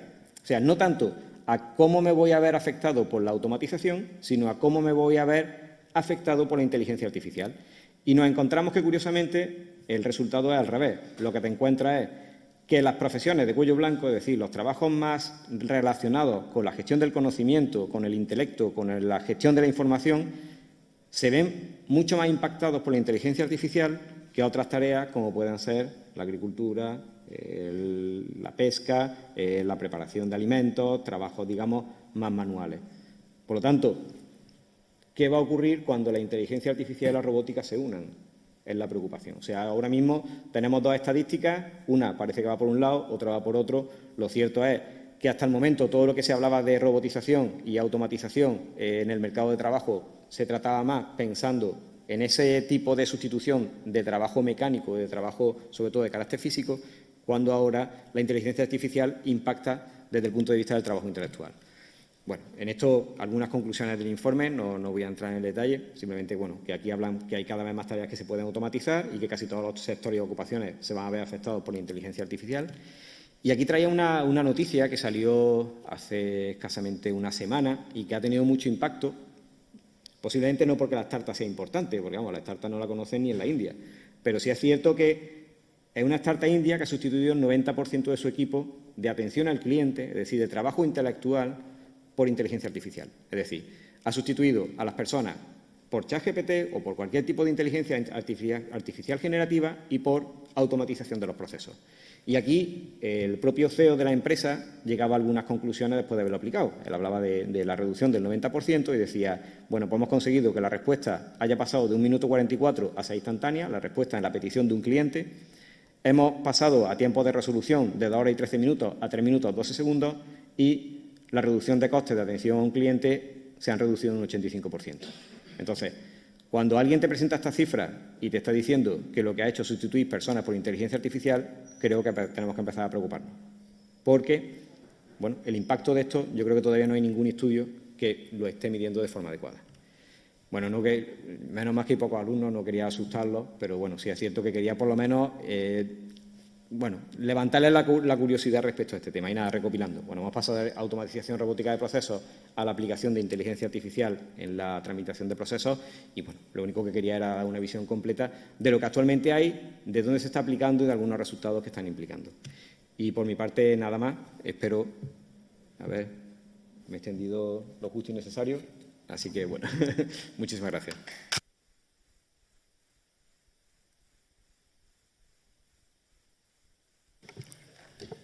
Bien, sé que la hora no es la mejor para abrir un debate, pero quizá tenemos tiempo para alguna pregunta que pueda haber. ¿Cuándo nos vamos? Bien, veo que por agotamiento hemos conseguido... Diego. Sí. Hace 24 años, porque claro, si vamos a celebrar la semana del 25, hace 24 años el doctor Quero decía que el límite entre la inteligencia artificial y la robótica era... Funciona, vale. Hace 24 años nos decía que el límite era si nosotros enseñábamos a la máquina y todos los escenarios eran controlables, que me ha recordado lo de los drones con las batidas, o si la máquina era capaz de gestionar eso. O sea, la duda que yo tengo hoy día es con la inteligencia artificial y la robótica, no es que tengamos algo que vuele o un bot, como decía el decano, que nos haga todas las automatizaciones de la administración que hablamos esta mañana, sino el tema es en qué momento el darle al botón rojo sea el que el sistema tome la decisión de optimización por nosotros. Es decir, no es que la planta de Amazon esté totalmente robotizada, sino que el propio sistema te diga, oye, pero esto hay que cambiarlo, porque nos vamos a ahorrar no sé cuánto. Ese es no es que los robots de las fábricas nos hagan las tareas mecánicas o el robot del vacuum, la rumba, ¿no? Nos limpia la casa, sino decir, ¿cómo vamos a gestionar todo ese sistema? Cuando tengamos enjambres de drones voladores que nos llevan un montón de piezas en la fábrica, pero además esas compiten con que están en nuestro cielo, ahí sí vamos a tener que aplicar inteligencia artificial. Hasta entonces estamos robóticas. Es decir, si algo nos lleva de A a B, si el coche nos lleva de Sevilla a Huelva, hasta que no lleguemos no solamente a un nivel 4 o 5, sino que sea de un uso masivo, no vamos a tener inteligencia artificial. Porque si todos los coches utilizan el mismo recorrido de Google Maps y la misma recomendación, el atasco será peor que sin inteligencia artificial, ¿no? No sé qué pensáis en la mesa de la aplicación de la automatización y la revisión de algoritmos per se, ¿no? Sin que llegue a existir Terminator. Bueno, vamos a ver. Esto de la inteligencia artificial, antes empecé yo creo que un poquito a decirlo. Nosotros llevamos mucho tiempo haciendo inteligencia artificial, aunque no se le llamase así, ¿vale? Lo que pasa es que nosotros hemos empezado mirando la caja por dentro, ¿vale? Y poniendo allí nuestros modelos, el conocimiento de las cosas, todo eso. Eso es lo que hemos empezado a hacer algunos, ¿vale? Y le hemos ido añadiendo algoritmos y cosas para que aquello funcione. La inteligencia artificial ahora hay otra tendencia que es la caja negra, que no ponen ahí una red neuronal dentro, ¿vale? Y no saben, y le ponen muchísimos datos, ¿no? Básicamente. Yo creo que esto tiene que llegar a una cosa mixta de las dos partes, de que tengas parte del conocimiento puesto en la caja negra y también muchos datos que usas, ¿no? Las dos cosas tienen que funcionar. Y yo creo que ya hay gente que está haciendo eso, ¿eh? Entonces, el que haya muchos coches, como tú dices, en la autopista, todos automatizados, irá mucho mejor. No habrá atasco en ese momento, porque se comunicarán unos con otros, irán todos a la velocidad que tienen que ir y irán todos ordenados. Ahora hay atascos porque los humanos, pues una vez aceleran, después no aceleran, dejan de acelerar. O sea, ya no solamente es que funcione el coche autónomo, que ya lo hay, como he dicho, en algunas ciudades, y en autopistas también ya hay algunas autopistas donde los dejan circular, ¿vale? En Estados Unidos. En lo que va, la revolución siguiente es cuando estén comunicados entre sí. Si todos son coches robots, se podrán comunicar entre sí. Y entonces, con mucha antelación le va a decir un coche al otro que aquí un atasco, ve bajando la velocidad mucho antes. Yo no puedo ver el atasco, por muy buena vista que tenga, no lo veo a 20 kilómetros por delante. Cuando estén todos comunicados, sí, lo sabrán y se podrán todos ajustar la velocidad. No habrá atasco, será mucho mejor, ¿eh? Otra cosa que sea necesario, porque al final para eso está el transporte público. Todo esto tiene un debate enorme, en este caso, de la movilidad que estamos hablando, ¿no? Yo creo que al final todo se podrá unir, ¿no?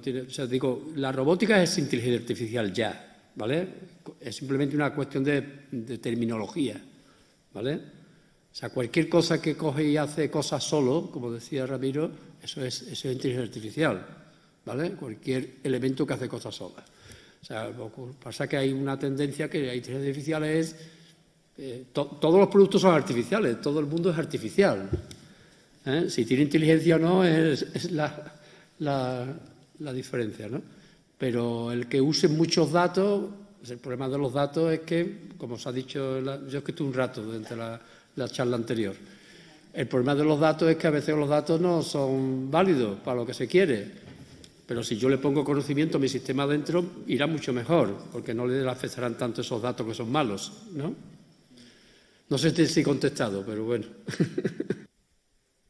Preguntabas. Bien, veo que esto de los edificios inteligentes es lo que tienen, que el rectorado tiene el control y nos apaga la luz en cualquier momento. No sé si quizá he visto que por allí había una pregunta. Hola, buenas tardes. A pesar de la hora, felicito a los ponentes de la mesa y al hilo de la última ponencia del profesor Ortigosa, y estando en esta santa casa, un temor o no sé, la opinión de la mesa sobre la aplicación de toda esta tecnología a la, digamos, abogacía tradicional. ¿Tenemos que echarnos a temblar, salir corriendo, abandonar la profesión? ¿Qué hacemos? Gracias. Probablemente sí, ¿eh? Bueno, yo creo que soy el único que no soy profesor aquí, o sea que en ese sentido te agradezco el calificativo, pero no llego a ese nivel.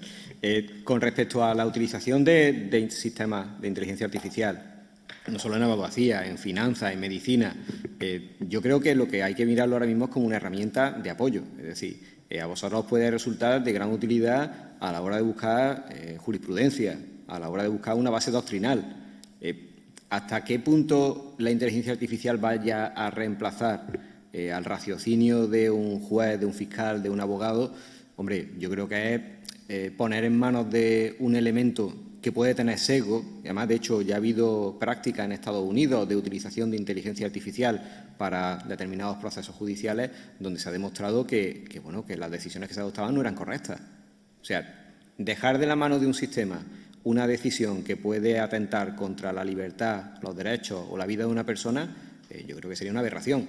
Ojo, que esto puede evolucionar. Ahora, como un elemento de apoyo y de búsqueda documental y de soporte, la capacidad que te da es infinita, porque vas a tener la posibilidad de buscar referencias bibliográficas y buscar doctrinas de sentencias equivalentes, pues que te pueden resultar imprescindibles y además en un tiempo muy corto. Ahora, dejarlo todo eso de la mano, yo creo que sobre todo lo que os hace falta a la gente que está ahí en Derecho y en general en cualquier disciplina es ser capaces de conocer la tecnología para poder utilizarla. Es decir, que el perfil no sea ni puramente tecnológico, como lo somos muchos, ni puramente de Derecho, como lo soy otros. Tendréis que buscar perfiles mixtos, donde tenga gente que te haga de API, de interconector, con la tecnología. Pero para que la tecnología te sirva, no para que la tecnología te reemplace. Pero vamos, que es una opinión personal, ¿eh? No. Eso está en la línea del humanismo tecnológico, que tú decías. Eso está también en la base de la regulación de la Unión Europea, más regulatorio del reglamento. Que eso, que lo que está comentando Manuel Ortigosa va en esa línea, va en la línea, al menos en el ámbito europeo, del humanismo digital, y que va por ahí. Yo lo que quería decir, por el hecho de cerrar y no abusar más del tiempo del público, era que al hilo de lo que comentaba Manuel y también Francisco, que era la convergencia de la inteligencia artificial y la robótica, eso tiene una doble lectura, una lectura posibilista, que puede ser, como siempre, ¿no?, muy favorable y muy beneficiosa para nosotros los humanos, y también un poco apocalíptica si nos ponemos en el terreno distópico, ¿no?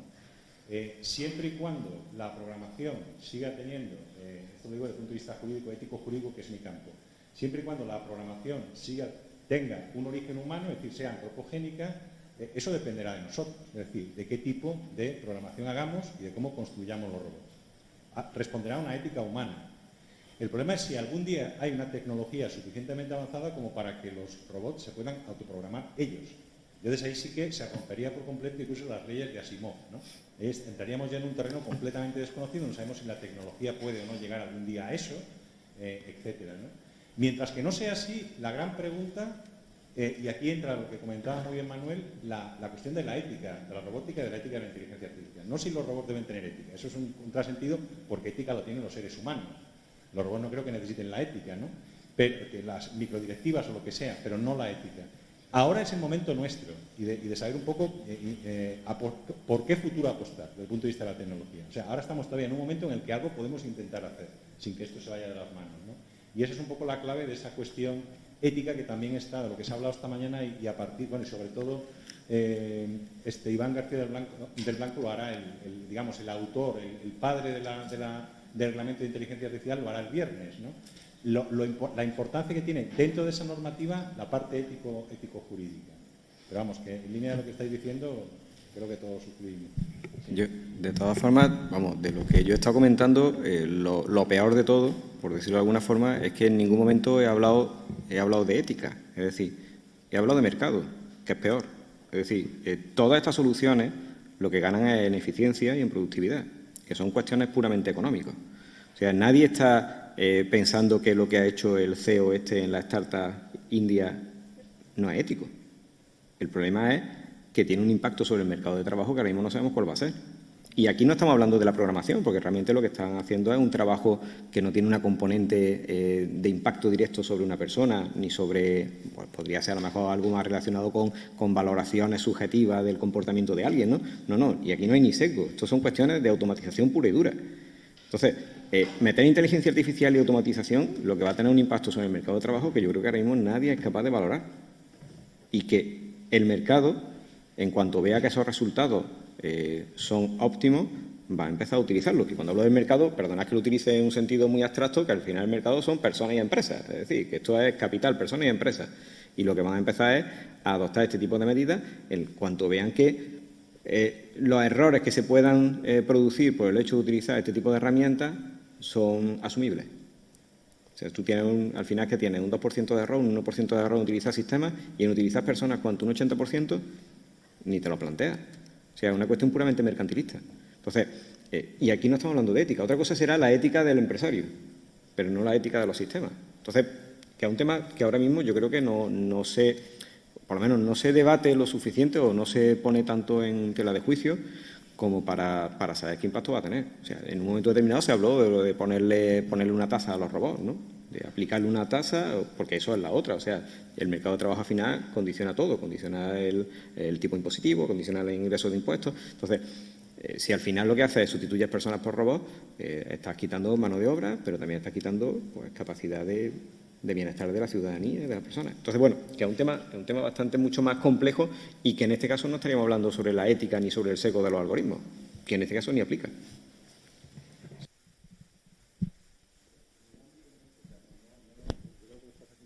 Universal y eso es absolutamente irrebatible lo que dices. Yo le preguntaba a Moisés en Barrio Andrés ayer, cuando le fui a buscar, a propósito de, oye, Moisés, y esta pregunta más surgió en este curso de verano que compartimos en la Rábida tú y yo, por parte de alguno de los ponentes, que decía, bueno, esto es ponerle puertas al campo, lo que está haciendo Europa. Un marco jurídico regulatorio teniendo en cuenta la voracidad de los mercados y la ausencia de ética, porque mire usted, esto es hacer negocio, hacerlo rápido y que produzca cuantos más beneficios mejor y no reparemos en cuestiones éticas. Eso es una cosa que solamente se les ocurre a los filósofos. No. En el ámbito europeo existe un principio que inspira el artículo 22 del Reglamento General de Protección de Datos, cuando tú has hablado de automatización, que no deja desvalidos a los ciudadanos. Porque si esa decisión automatizada afecta a los derechos y las libertades de los individuos, a tu propia dignidad, sin tu consentimiento, eso está prohibido.